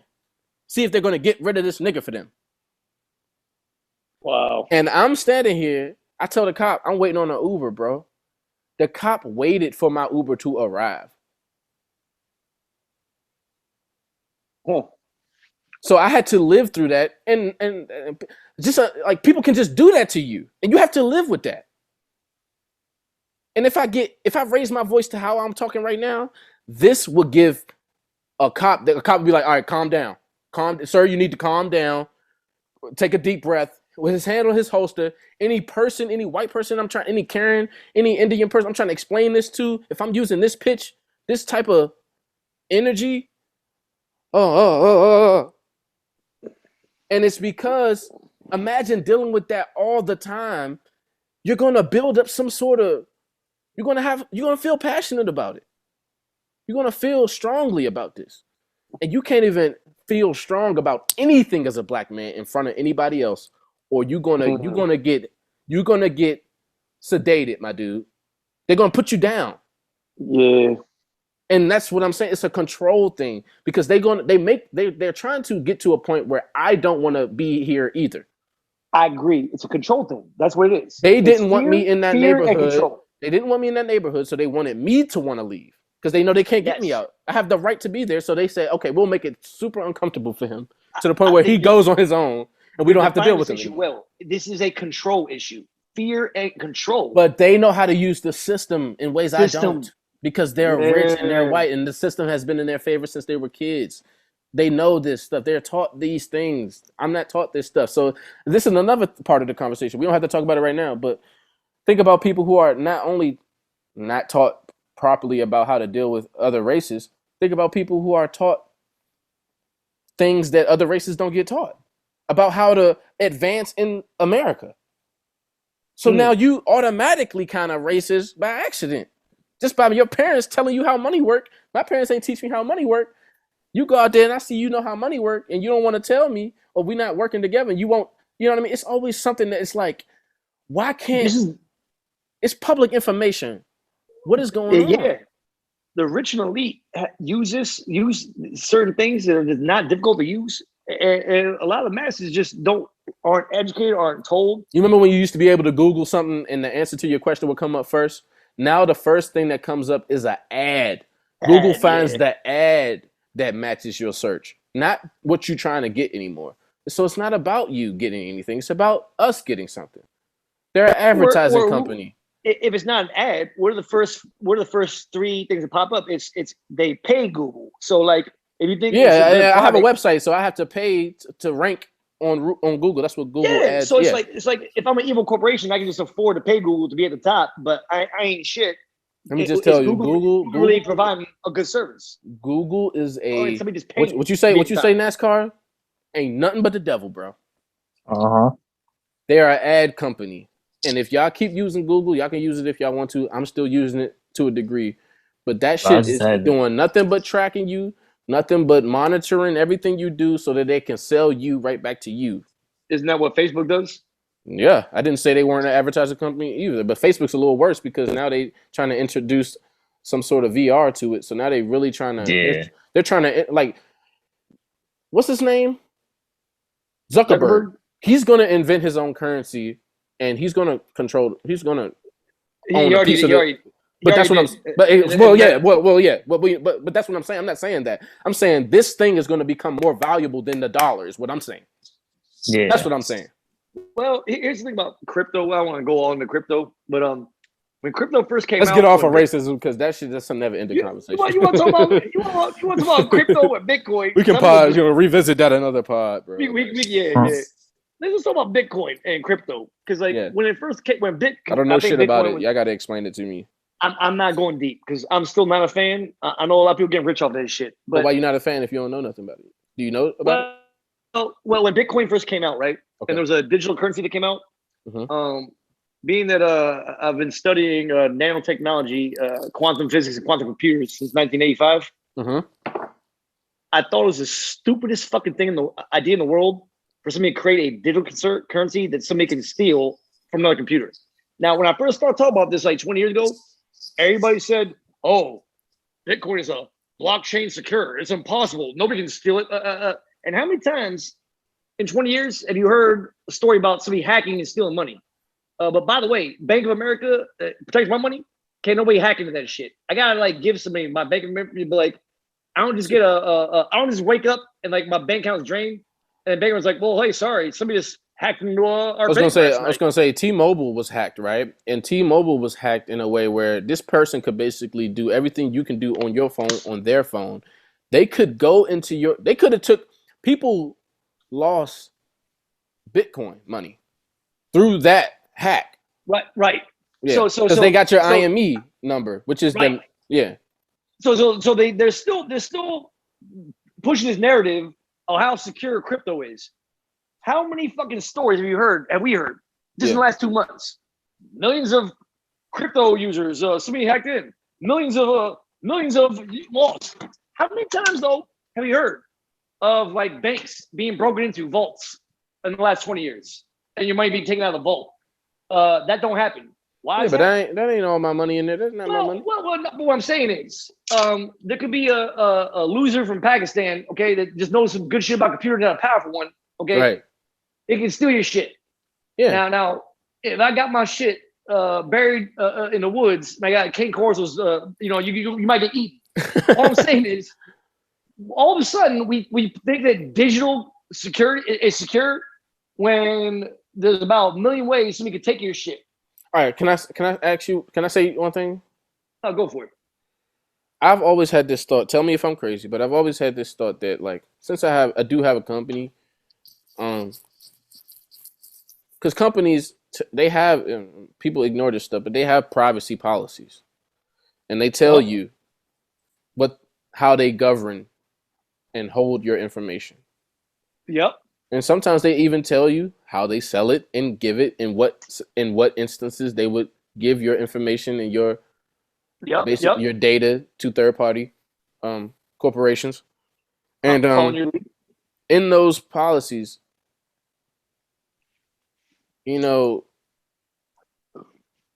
sometimes they even tell you in the event of this, it's basically in the event that we're hacked, you can't sue us. You signed the terms and conditions. You agreed. How about every fucking How about every fucking app, every single fucking app nowadays, or Twitter? But everything wants you to do that. Yeah. Wait. How about every single one? If you look at the agreements, will say, "Oh, hey, do you give us permission?" And you have to give permission, or you can't use it. Yeah, but that's consumer facing. Hold on, wait for it. Hold on. This is specific. Do you give us permission to go through all your contacts? Do you give us permission to reach out to your contacts for any fucking reason? Do you give us permission to sell your contact information? Like they're like saying this shit now, like Facebook, Xfinity, like so it's like, oh, so in order for us to sign with you, we have to agree that you are allowed to go through all of our contacts. But listen to this. Listen to this. Like, why do you need to know my fucking contacts? You can say if you want my contact, cool. Man, why do you need my contact information? You can say it's disturbing all you want, dude. You agreed to it. You don't have to use the app. I don't use. That's my point, though. Listen to what I'm. That's my point. They didn't make that person download that app. Yo, this nigga NASCAR P ain't saying shit. That right here. They ain't make you download that app. You know what I mean? They didn't make you download that app. And once they tell you that you got to do something that you're not okay with to use the app, don't use it. But people still do it, and then they want to be mad about the shit later. And let me say this. Most of the people who agree to terms and conditions without reading or thinking about it aren't the people who are even going to be upset about their information getting out. They're not even going to find out that they shit been hacked and sold and all this shit. Those are people who are so into the dark that they're not even hearing what I'm saying. Uh-huh. But what I said, I brought this up to be like, since I do have people's data in my possession, in my let me say not possession, I would say in my care. Yeah. You know, you buy something on the website, your card information is there. People like my idea is I have to protect that information. Right? Yeah. Right. Not only do I have to protect it from people who want to pay me for it, but I have to protect it from being stolen. So the question is, Rondo, how the fuck do we protect information? But listen, we gotta agree with every app. We gotta agree to give it away. Let me say this. I used to think it's not best to store that type of information. And once you have people's data, get it off of the digital things that you have it on and put it on something physical. Yes. And keep that safe. So my idea was to have some hidden place somewhere that is armed, secured, you know, because people once you got some good information, you got that good shit, you got that shit that's worth money. Oh, people gonna come for that. They're gonna try to take that shit. Right. How would I feel as a CEO? I gotta tell people, I'm sorry. If you're a fan of me, my website was hacked, and now you might, you know, your credit card, your social, all your shit might be used by Rondo. I like what you're at. So these fucking companies, how are they protecting us when they're making us sign for things? They're making us unsecure. While they have these policies like, oh, we got your back, we're protecting you. I said all that to say, as a company, though, don't have the right. You are the company. You are making us. But don't I have the right? Don't I have? You're not. Ain't nobody making nothing. Don't I have the right to protect myself as a company? Yeah. Okay. I get your point. Because if I'm gonna do this is what I'm gonna do. I don't have to lie to you now. This is what I'm gonna do with your information. Now, if you don't care, hey, click accept. But if you read all of this, you probably wouldn't accept. But that's why it's even designed the way it is. I told you it's all consumer facing. People feel like if I'm given the option to read terms and conditions, if they're willing to let me read it, I don't have to read it. I'll just agree because it must be safe. It has to be safe. They would have hidden it from me if it wasn't safe. So they didn't even tell you the terms and conditions for you to really know the terms and conditions. They told you the terms and conditions because they know that you're not going to read it all, and they know that once you feel like they even showing you terms and conditions, no, you can trust them now. They feel like they know you're going to trust them. So it's like you can get mad, but it's on people to have self-discipline. And if we know people, it's so much shit going on, bro. It's a lot of shit going on at one time, pushing people this way and that way and this way and that way. My whole thing is, man, sorry to cut you off, but corporations are doing some really unscrupulous shit. I'm sorry to cut you off, man. You're not cutting me off, I said. Oh, okay. Well, hey, I just wanted to kind of chime in on a point here. Yeah. About like, I want to ask a question kind of in conjunction to your question. Right. But why do we as masses, when we all know a problem with a corporation, why do we still buy the product? Why do we not talk about? Why do we not boycott them? Because boycotting for real, over history, when you really want to make a change over evil fucking corporations, when you actually boycott for such a long period and enough masses do it in solidarity, you can make changes. I'm gonna go through times in history where there was effective boycotts. I'm gonna raise my hand, and y'all gonna let me talk when y'all ready. Well, all right. Before I go on tangent, all right. I'm just gonna cite Apple. Okay. You know, I'm not an Apple fan, but I just want to cite one example about Apple. One thing about Apple I don't like is I know they are dominant in a lot of technology sectors. I was gonna say, please don't, right? Please don't fuck up the podcast. But hey, but you know what's really funny though, because I'm not an iPhone user. Man, I got so many friends with iPhones that you might as well. You don't even need to be a user. They got your information just by proximity. They stress it nowadays though, because they got 20 iPhone cords that like someone they just bought last year that don't work anymore, because iPhone will like make you make a new cord that like it's like a charging cord. Yeah. It's not like high technology. It's not like in 2022 a charging cord is like a really complicated thing. They'll make charging cords stop working for you to buy another one. Yeah, but think about this. He had the iPhone. Hey, the microchip shortage. We got microchip shortage, right? How many fucking Apple products are they being made to not work when we don't have no microchips for cars or other things? They're not Apple makes it. They make products now that still going to work a year later. They're going to force it not to work so you can throw this shit away and buy the next version. That's so they can true. make more money. Yeah. But that's true. But look at this too, though. They had the microchip waste from the Apple charging cords, all the Apple things that they're forcing not to work. Think about this though. Think about the other side. I know people like I get what you're saying, and I agree with you, not wrong. But my thinking is always from both sides, and the other side is if I had an idea for the iPhone 7, right? Okay. But all we have is a floppy disk desktop right now. Okay. You think it's good to just invent the iPhone 7 from that? You don't think it's smarter business-wise to give smaller versions and work my way up to this brand thing, especially with the idea of what a phone even is and what it does to humans and how we react to using these things? I don't want to talk about...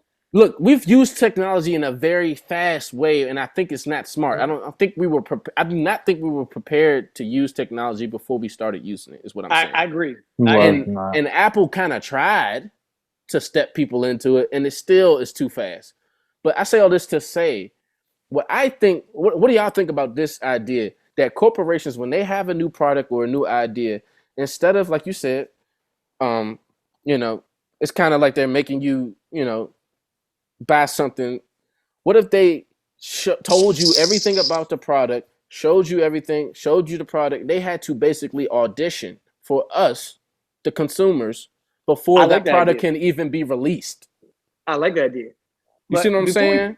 And that way, if they don't live up to what they said before, it'll just be like the presidents. We get them out of here. I like what you're saying. Hey, really quick though, I just wanted to talk about like how things like were made better. As far as electronics go, right? Cars too. Cars were made better back then. No. Power cords. Now, copper wire. Want to talk about power cords? I'm trying. No. I want to talk about power cords. No. All right, let's talk about it. Let's talk about power cords, okay? Because copper is expensive. I got a power cord. Yep. So if you go to Track Advanced Auto Parts and you want to buy some jumper cables, okay, they probably cost $30. And the gauge, the thickness, the gauge of the wire. That's what she said.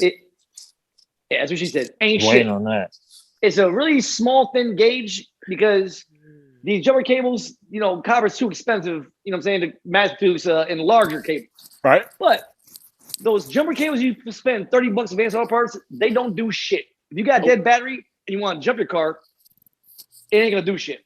Right. Now, why is that? Because you need a thicker gauge copper to really transfer the electricity efficiently. Fuck all that part of it, though. It's all about the business side. Right.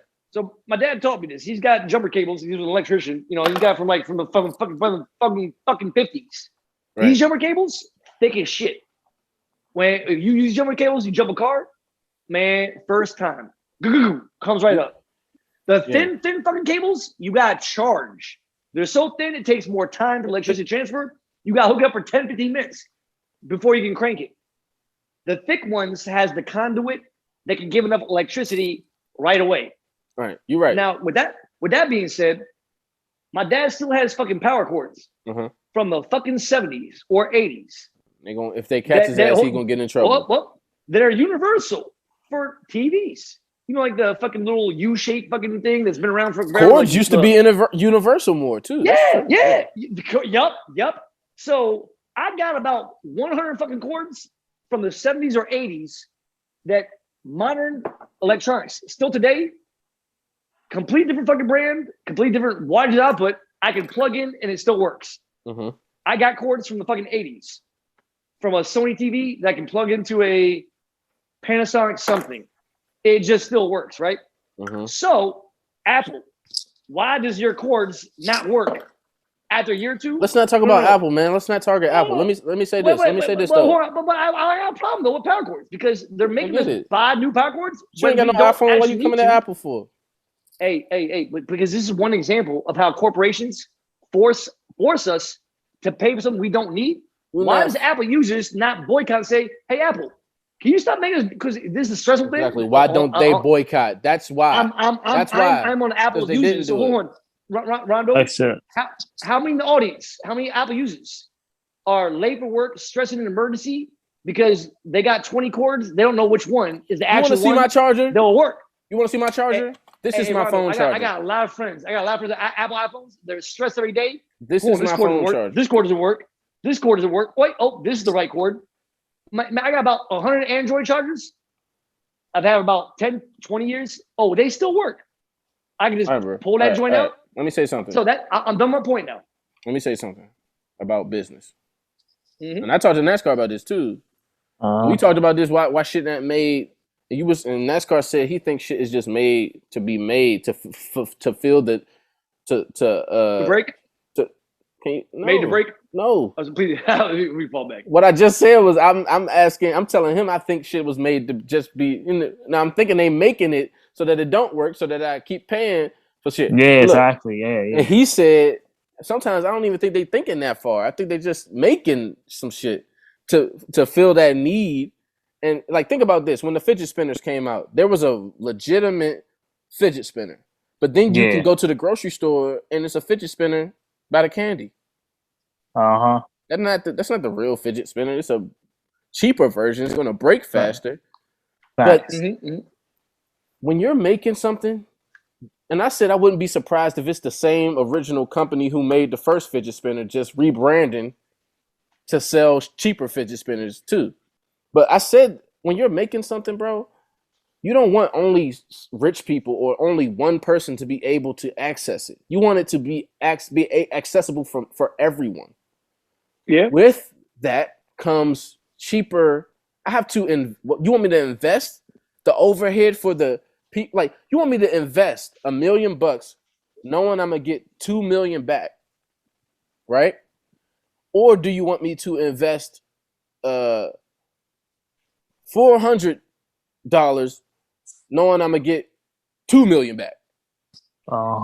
Yeah, no. Listen, because if I put this out, you as a poor person ain't gonna have access to it. Then you're gonna have a problem with the company again. I get your point. Because you can't afford it. So I have to make you a version that you can afford. And then at the same time too, business is all about what people accept from you. If I try something new at a restaurant and the people eat the shit, you think I'm gonna stop serving it? Stop fucking eating it. And if nobody stop eating it, we can talk about this all day. It ain't gonna stop nothing. Yeah, I agree. That's kind of like what I was trying to say. Like, yo, you complaining, but you fucking eating that shit. I just think like it's a thing where it's like with Apple, even with these cords and all this shit. I get that. I feel like it's an overt scam. We see that, but then at the same time though, it's like, is it though? Because listen, I could go get a charger from Apple for less than And Apple is pretty good about chargers. People talk about chargers and complain all the time, but if you go to Apple, they'll give you a free one. So I'm not an Apple user. Let me fall back in my. Let me say this. If you go to a gas station, try to buy an iPhone charger, they're gonna charge you $40 for that joint. Yeah. Crazy. Okay. So Apple take care of you. It's like third parties. Will Apple says if you got an iPhone, you paid a few $100 for that phone that only costs $30 to make at the most, maybe a few cents to make for real. If we want to be real, and that's how much that shit costs. If you come to our location, this is how they monopolize the thing. They only got a few locations, and every state and every place don't have a location. You know, every state probably has a location, but it's mad far from you. You know what I mean? If you can't come into our store and show us your defective cord or your defective headphone, I used to go to Apple, bruh, and they never even used to take the headphones that I told them was broke. They didn't even test them to see if they was broke. They just gave me new headphones. You know what? I'm ignorant because I have an iPhone. I gotta acknowledge my ignorance because I'm not an Apple user. Let me tell you something. I didn't know like Apple the store. Let me tell you something. Like I'm a black boy. I didn't know either. I was buying new Apple headphones until a white girl in Bethesda told me, "Why are you buying new Apple headphones? Don't you have an iPhone?" I said, "Yeah." She said, "Just go to the store. They'll give you a pair. Tell them they're broke." And I said, okay, "What?" You know what? Okay, you know what? This could be an example of I'm mischaracterizing Apple. It could be third party. You ain't mischaracterizing nobody. Apple is a fucking crook. They know they crooks. But I'm saying it's not just it's not about. I just didn't want it to be about Apple because it's so easy to try to demonize one thing. Well, business. You're right. That's how business is, and people keep acting like companies are supposed to care about you. It's about business. I made this to make money. I didn't make it to care about people. Okay, this is not a philanthropy thing. This is about me making money. Apple. You know, I'm not the only shake as Apple. I talk bad about Apple now, but I like your pushback.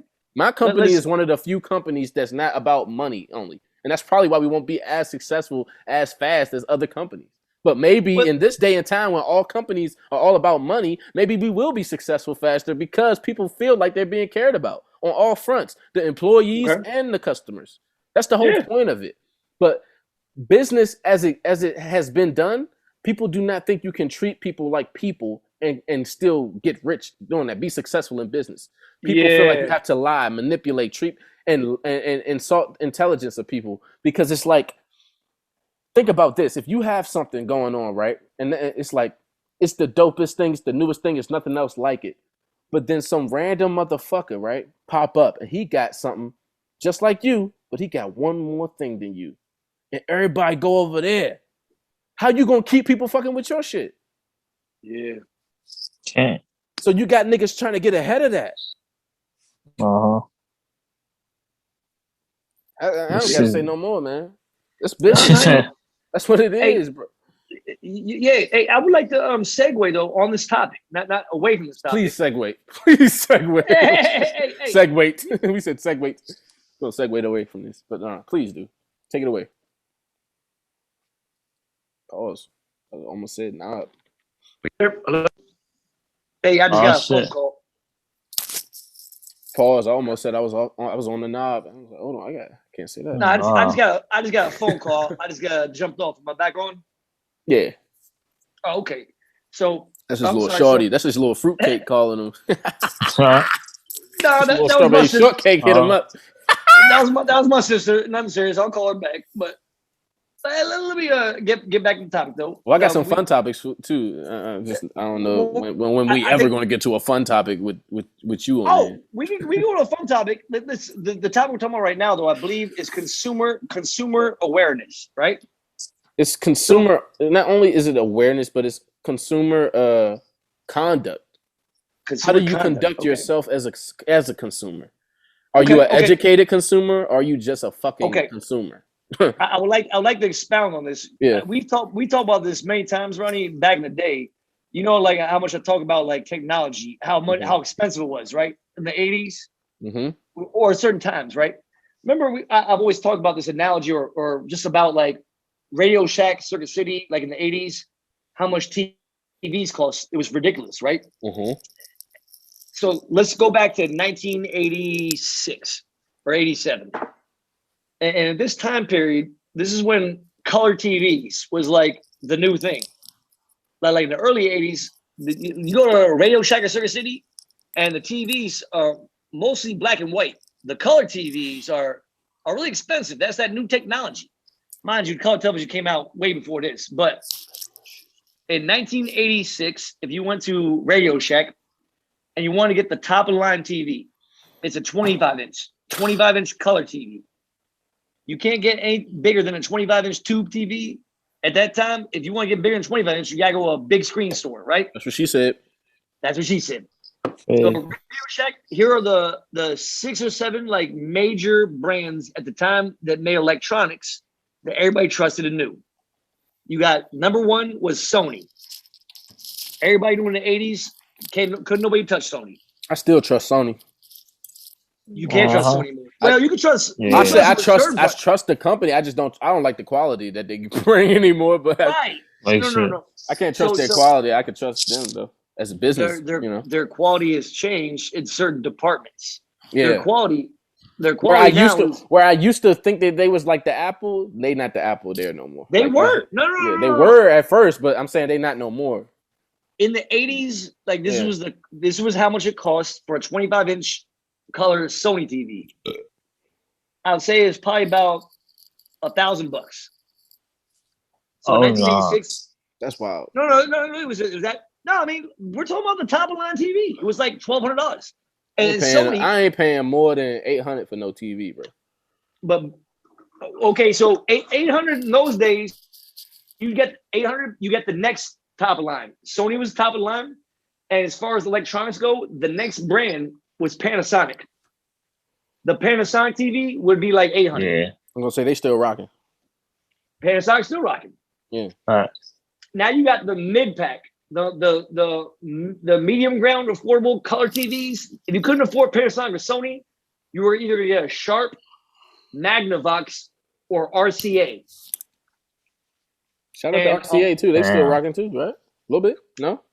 RCA, Sharp, Magnavox were all in the same category. They were on average maybe like 5. Sharp is still going too. Sharp is still out here in these streets. This is gonna blow your mind, audience. You ready for this? Now, the cheapest TV that nobody fucking bought because it was known to be such a cheap product. If you fucking brush up against this TV, it would break. Go ahead, tell me. It was a new Sanyo. Oh, so no. Sanyo with Sanyo was the cheapest. But I got a Sanyo right here. This shit is garbage. It's broken. Shit is cheap, but it's fucking garbage. Hey, Rondo, you're on it. So Sanyo was like the cheapest cost product, but right next to Sanyo was, you ready for it? That's my pod TV. Hold on. Samsung. The tech giant that is like known as probably like one of the best like technology products. In the 80s, you would never buy a Samsung.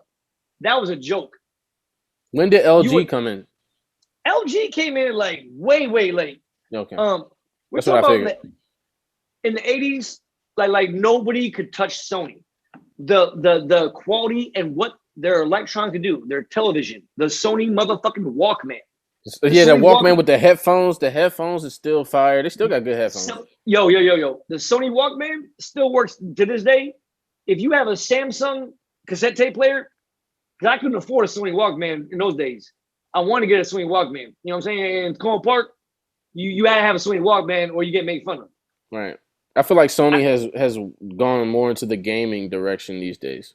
They did. Once they got with PlayStation and all of that, they kind of just kept going that way. You are defining the shift. I'm almost there. You just defined the shift. So what happened was, in the 80s, going to the 90s, Sony was still king. And in the 90s, when PlayStation came out, they stopped giving a fuck because they were making so much fucking money off of video games. Wow. Video games was the new breadwinner. In the 80s, 90% of the profits are music, like radio players, cassette players, and TVs. 90% of the profits shifted from the 80s to the 90s to video games. And NASCAR P. So if you're a company and everybody's buying video games, businesses now, are you now your factory assembly lines? You are the corporation. Are you gonna be like, hey guys, the TVs? Hey, how about we start putting cheap ass fucking components in here? And the factories are like, dog, we can't do that because people are gonna stop buying this. And so it's like, well, we don't give a fuck. We're still gonna charge dollars for TV that people think are great. And then this is what happened. All of a sudden, Sony took products that never broke. Now you touch it, you nudge it, they break. Like Samsung did in the 80s. They shifted. Samsung knew if they want to be better than everybody, nobody trusts them, they had to invest in the quality of their products. Look, can I say one thing? They were investing in getting better and evolving when Sony was divesting and ripping motherfucking customers off for them to pay the top dollar.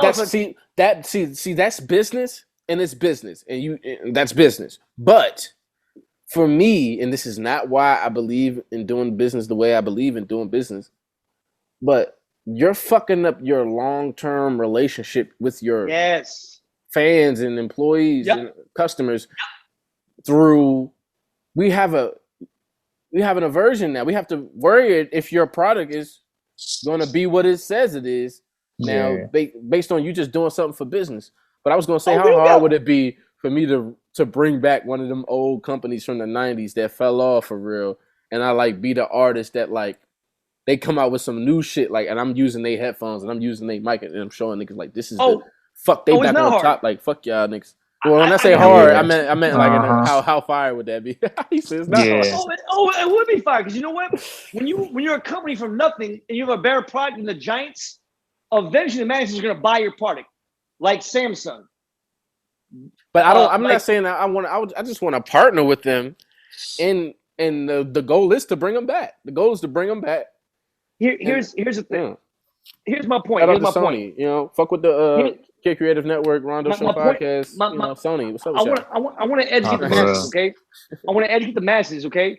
When a company all of a sudden everybody starts talking about, yo, this shit is broken. What happened?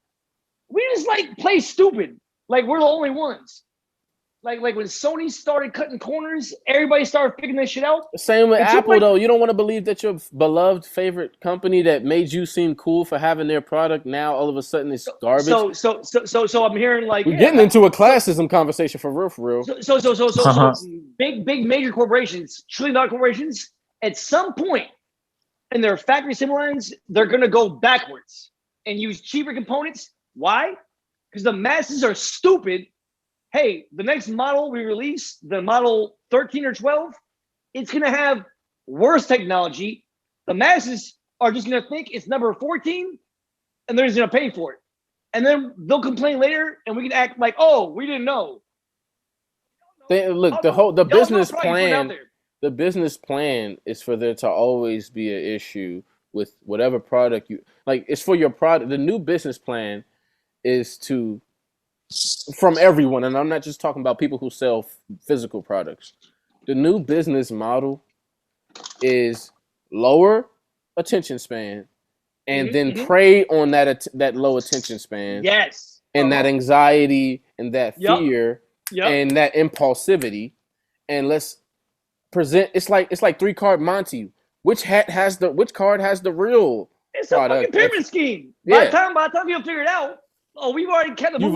They already got their money and they off and they gone. Yeah. They got So basically, Sony, when they're transitioning and cutting corners on the acquired products, they were still reaping tons of fucking profit. Because let's just say like I'm a steakhouse, right? And and I got premium steaks, I charge $100, and people keep paying $100 for my steaks, right? What happens if I start getting fucking Murray's steaks in the grocery store? That ain't shit. You know they're not gonna know the difference. You just set the tone. That's a business move. That's marketing. Hey! I got a famous restaurant. If you're stupid, drug dealers do it all the time, bro. They do all the time. If you can't tell the difference between a Murray steak and a $100 steak, you're fucking stupid. But there are smart consumers like, yo, what the fuck is this shit? This ain't fucking. You ever bought weed from a dude? You ever bought weed from a dude, and the first weed you ever bought from him was fire, and then that made you want to buy some more weed from him, and then he gave you some more fire shit, and you start to think, this is my fire plug. He only got good gas, right? Then you go over there one time, and he give you some shit that's mid, and you let it slide. But you let it slide. Bullshit excuse. But not even that, though. This is what I got right now. Look, though, not even just that. You let it slide because he had the fire last time. He might get it back. I don't want to lose my fire plug. So you hold on to that. But look though, I had a plug straight up look me in the face and say, bruh, I'm trying to get this shit off me so I can get some better shit. So go ahead, buy this. So I can have some better shit next week. Nigga, what? Yeah. Rondo. So but who the fuck he thought he was talking to though? I'm not a stupid ass nigga. We the consumers are paying for what they want to evolve, right? They don't got it yet. We're building the company. With that being said, here's the biggest fucking scam. All right. Now, this is the answer to your original question at the beginning of the podcast. Hold on. You ready for this? I'm just gonna make. Hey, I'm gonna drop some really powerful shit. We gotta get out of here soon, bro. We at 2:30 right now. But go ahead. No. I'm. This is a really good point. This is my last point. I promise, it's not long. No, it ain't gotta be your last. I'm just saying. Well, let me just ask a powerful question. You wonder why I would never ever buy a new generation Xbox or PlayStation when it first drops? Why? Because all the idiots and the masses are so impulsive and so thirsty for that next when it comes. Xbox and PlayStation are always trying to outdo each other, right? They're always trying to like whatever the next thing is, they want to be more innovative, more whatever, right? Now I'm gonna fuck them up when I come out with my game system. I ain't gonna be worried about each other. Like, I don't know if anybody knows when it comes to technology companies, okay? Think about that. PlayStation is black and then the Xbox is white. It's like Rondo, hold on, let me break this down.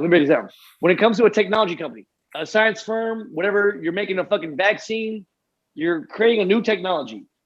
The most expensive cost is R&D, research and development. Right, because it's trial and error. You're spending money to see what works. Right, you don't even know what works yet. That's what I'm doing with this fucking company right here. So Sony PlayStation, they fucking play us when they build a lot of hype for their next generation console, right? Yeah. And both of them are saying, "Oh, we're good, we're better. We're good, we're better." But they hadn't had enough time, energy, and money to tweak the bugs out. And if they're behind on the release date, they're just gonna release it. They're gonna release it on the release date. They're gonna release the new generation console. They're gonna release it on the release date, whether it's ready or not, because all the bugs and all the shit that breaks, well, they don't gotta pay their research and development team for that anymore. They get free R&D from the stupid ass masses that buy the first generation consoles, and then you hear all the social media, dog, what the fuck? What's up with my shit freezing? Every time I play for like 2 hours, this happens. Then you hear 10,000 people say that, and then Sony makes a statement 2 months later. Oh, geez, we didn't realize there's a problem. So hold on, 10,000 users report this problem, but you pay a research and development team to do that specifically. When you release Sony, Xbox, Microsoft, when you release a product to the public, you are telling everybody you vetted with your R&D team. You can't play stupid. That's not necessarily. They play stupid. They know their shit's defective. The masses will pay. So where's the lawsuit? No lawsuits. Right, because they never overtly promised you anything. You fucking assumed and believe shit. Yo, the masses are so thirsty, they're gonna line up like GameStop, Target. Exactly. 10, Playboy Cardi. Why would I drop music if you geeking over me without me dropping music? Right. So 10,000 deep lined up. You're making me rich by me not dropping music. Unless I drop, the more money I make. For that first generation console, because then I could charge you $1,000 for this next album. That breaks, and then Microsoft's like, "Oh, well, you can take it back in. There's a recall. We'll fix this." Hey, masses, if you want to get that great Xbox, PlayStation version, don't be stupid and buy the first version. Why don't you let PlayStation and Xbox actually pay their R&D team to tweak the bugs? Because we are so thirsty, some companies we're so impatient, we can't wait for it. We pressure them, and they're like, "Well, fuck it, we haven't finished." It's not even just about pressure, but some companies don't have the funds up front, and they need that overt kind of blatant lie to start that money. Defective. Yeah. Hey, the first consoles are defective, so they can do the R&D. The masses, we are the R&D. Yeah. Hey, for all this shit, and a month or two later, like, oh, we didn't know. No, dog, y'all knew it was a problem. All right. You didn't want to pay your R&D to fix this shit. You want to release this shit and play stupid. Question. Go for it. I ain't gonna ask the same question. I ain't gonna ask the same. No, you good. I ain't gonna ask the same question, which is whose responsibility? Who is it on? I'm not gonna ask that because we already know it's obviously no, that's a good question. No, but it's obviously the consumer in this situation because it's like if you fool me once, shame on you. You know, but what do any of y'all recall when it was kind of like cool or popular or even a thing? It might not have been popular, but it was like known to be like a savvy consumer. Like that was a phrase, like to be a smart consumer. What happened to that? That's a good question, Rondo. Herd mentality. Like, everybody want to be like each other, so nobody. You're a dork. You're a geek. You're like not cool. If you're looking into something beyond the surface, you're weird. Right, Rondo. I like your layer. Because a lot of us in the masses are just duped by trends and expensive trends, and people know that shit. Yeah. So it's like, man. All right, you know what? Let's talk about a modern brand. I'm not hip to. People can make fun of me. Supreme. I don't know nothing about Supreme. I got a Supreme hoodie, and I still ain't paid for it. Well, Supreme is a scam, bro. They've been selling bricks just because it say Supreme on it. They are a scam. But you want to know a scam, Rondo? I don't know when the fuck they came in fashion, right? I'm asking some young cats like Supreme. What the fuck? I forgot the story, but it's a story that I get why it's a thing, but it's an Italian. But hold on, here's the thing. It's like a European thing, right? It's like an Italian designer that maybe like, and they're like, oh, Dale, this shit's been around since the 80s. This shit, like, I'm asking young cats, why are you spending fucking $200 on a Supreme fanny pack? Like, what the fuck? Because it's Supreme, though. Because that's what I said. Because Dale, it's Supreme. All right, cool, I get it. But what the fuck is Supreme? I've never heard that brand before. Like, yo, Dale, this shit's been hit for like 40, 50 years. Motherfuckers been rocking. Like, whoa, no. I'm an old head. In DC? No. In the 80s and 90s, you rock. There was the Madness store on DC. Mm-hmm. Ain't nobody was rocking Supreme in DC in the 80s and 90s. Fuck no. I never saw that shit. Let me tell you this though about Supreme. Hold on, everybody's like, oh, Supreme's been around forever. No, it ain't been around forever. I don't know when they started marketing it like it's been hip around forever. But nah, in the 90s, you know what was this shit? You had a starter jacket in Tacoma Park. You were a dork. I mean, even bro, if you didn't have a starter jacket, you got made fun of. Nobody made fun of you. Nobody made fun of you if you didn't have a Supreme. Nobody was rocking Supreme. NASCAR P. In the 80s and 90s, nobody was. So he all of a sudden, that shit just came. Can I say something to you? Go for it. NASCAR P, I think his phone probably, whatever, he left the building. I don't know what's going on with him, man. Sometimes he just, I don't know. Maybe he ain't got nothing to say. But whatever. No, what you were saying. I was gonna say something. The thing about those type of brands, and they seem so scammy because of the fact that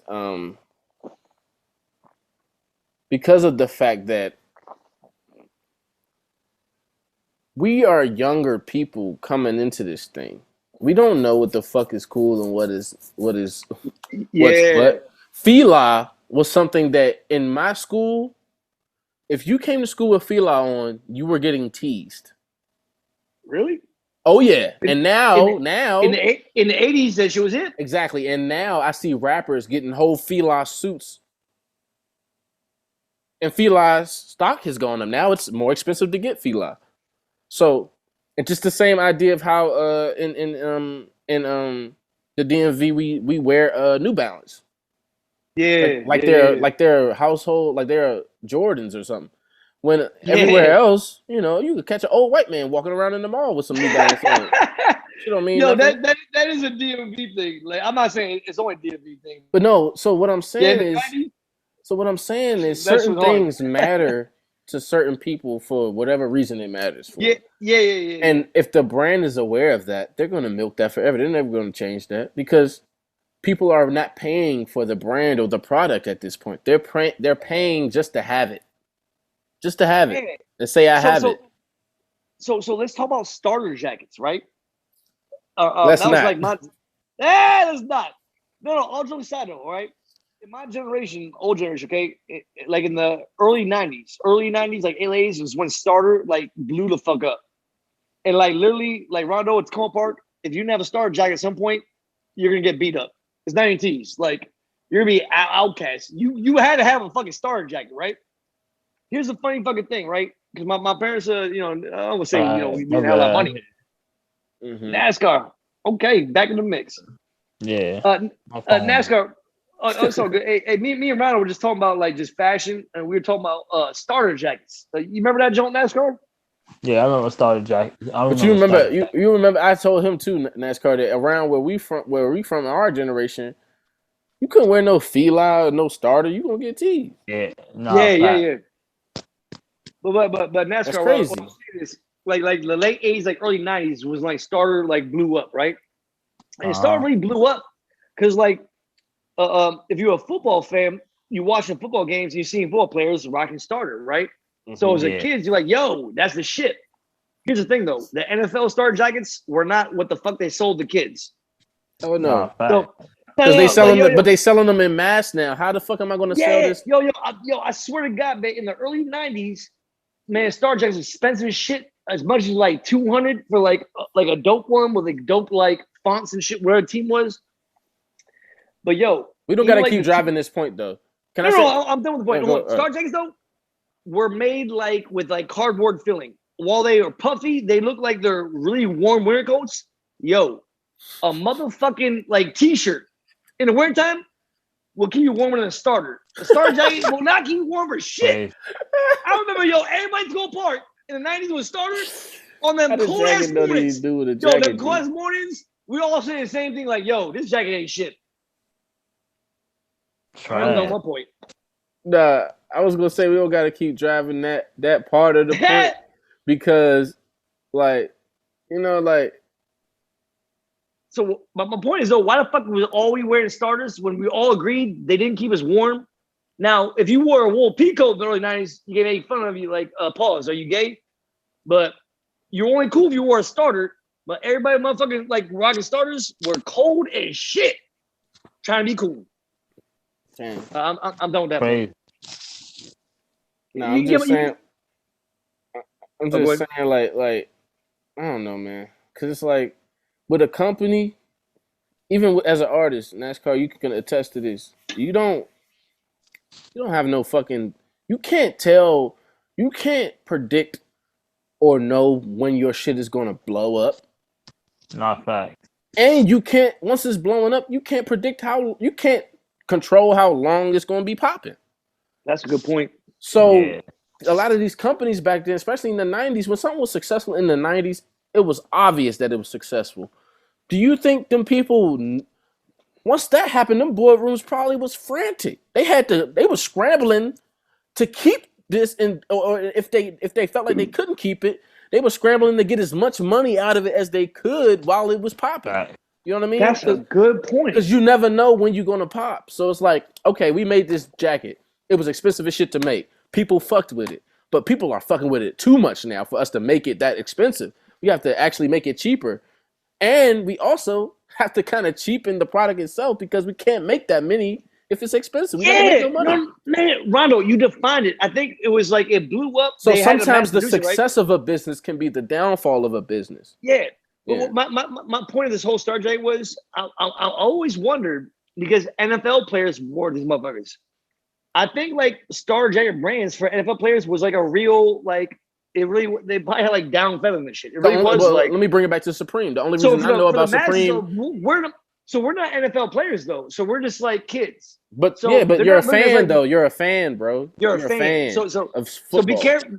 Yeah. So like to me, the whole breakdown with Star Jackets was, I agree with you. I think they were expensive to produce. They were warm for NFL players.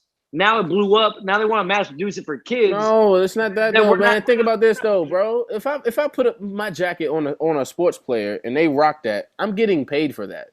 You wearing my jacket outside in your little stank school neighborhood, whatever, I ain't getting shit from that. Oh yeah, good point. This dude is being advertised on TV wearing my coat, and it's actually keeping him warm. That could have been a whole scheme with the NFL to sell y'all a jacket. Think about this. Man, listen, that could have been a scam just to sell a jacket, bro. Rondo, that was it. Yo, the first NFL star you saw, Cole in the star jacket, You saw a logo as a kid, you're like, oh shit, I need that. I need that. Exactly. I need that. That's the same thing with Supreme and Bape and all of that. I never knew or cared about none of that shit until I saw a rapper doing it. Once I saw a rapper said, yo, Supreme this, Supreme on the da-da-da. And me, I'm a wordsmith. I'm a king. I think of myself highly. I'm like, okay, I can definitely fuck with a brand where the word is Supreme. That's the brand name. I feel Supreme. Was there a specific rapper that kind of pioneered or brought Supreme into the mix? Just curious. I'm sure there is exactly one, and they're probably gonna hate us for not knowing this shit. But I don't give a fuck because I don't know that shit. I wasn't around. But yeah. But what I will say is the reason it's prominent to me now is because of some of the young artists or whatever. And then this is what I will say. These dudes, they don't even wear this shit no more. You watch people sell you stuff, celebrities sell you stuff in commercials, and then stop using the product, and you don't even notice it. Rondo, this is my thing about Supreme. So I don't know this nigga still drinking vitamin water because of 50 Cent. So from what I know about Supreme, right? So I started seeing cats rock it. I'm gonna try and find out. This is where I was. We gotta close here, bro. Let's just close this here. We close it. But this is my thing. When I first started seeing Supreme on the scene, I'm asking my clients. They were rocking this shit. And they were making fun of me for not knowing what it was. I'm like, yo, they're like, Miss Dale, yo, this shit is hip. Everybody rocking this shit. I'm like, see, but that's not enough for me. Why is it hitting? Just because everybody has it? This is what they told me. I was like, yo, how long? Good. I asked this specific question. How long is Supreme been like fashionable? Like, yo, Miss Dale, you an old head. This should have been motherfuckers in Europe been rocking this shit since like the 70s, 80s. I'm just thinking to myself, like, okay, well, nobody in DC was. Right. That's Europe. Yeah. Nobody in DC was. I'll tell you right fucking now. Ain't no fucking cat in DC was rocking Supreme in the 80s and 90s. Maybe there was. You're repeating yourself, dog. You already said this, though. That's my point. Yeah. We got to kind of close it. The point been made. The point's been made. Look. I'm gonna end this part with a question for the viewers and the listeners. Okay. If I create a theme park and there's rides and there's games, all the games are rigged. All the rides, are overpriced. Okay. But I'm always at max capacity. I'm always in business. Why? And that's just it. And I ain't gonna answer it right now. But why am I always in business? Man, that's a deep question. That's a good question to segue on. I like that. Yeah, how y'all feel?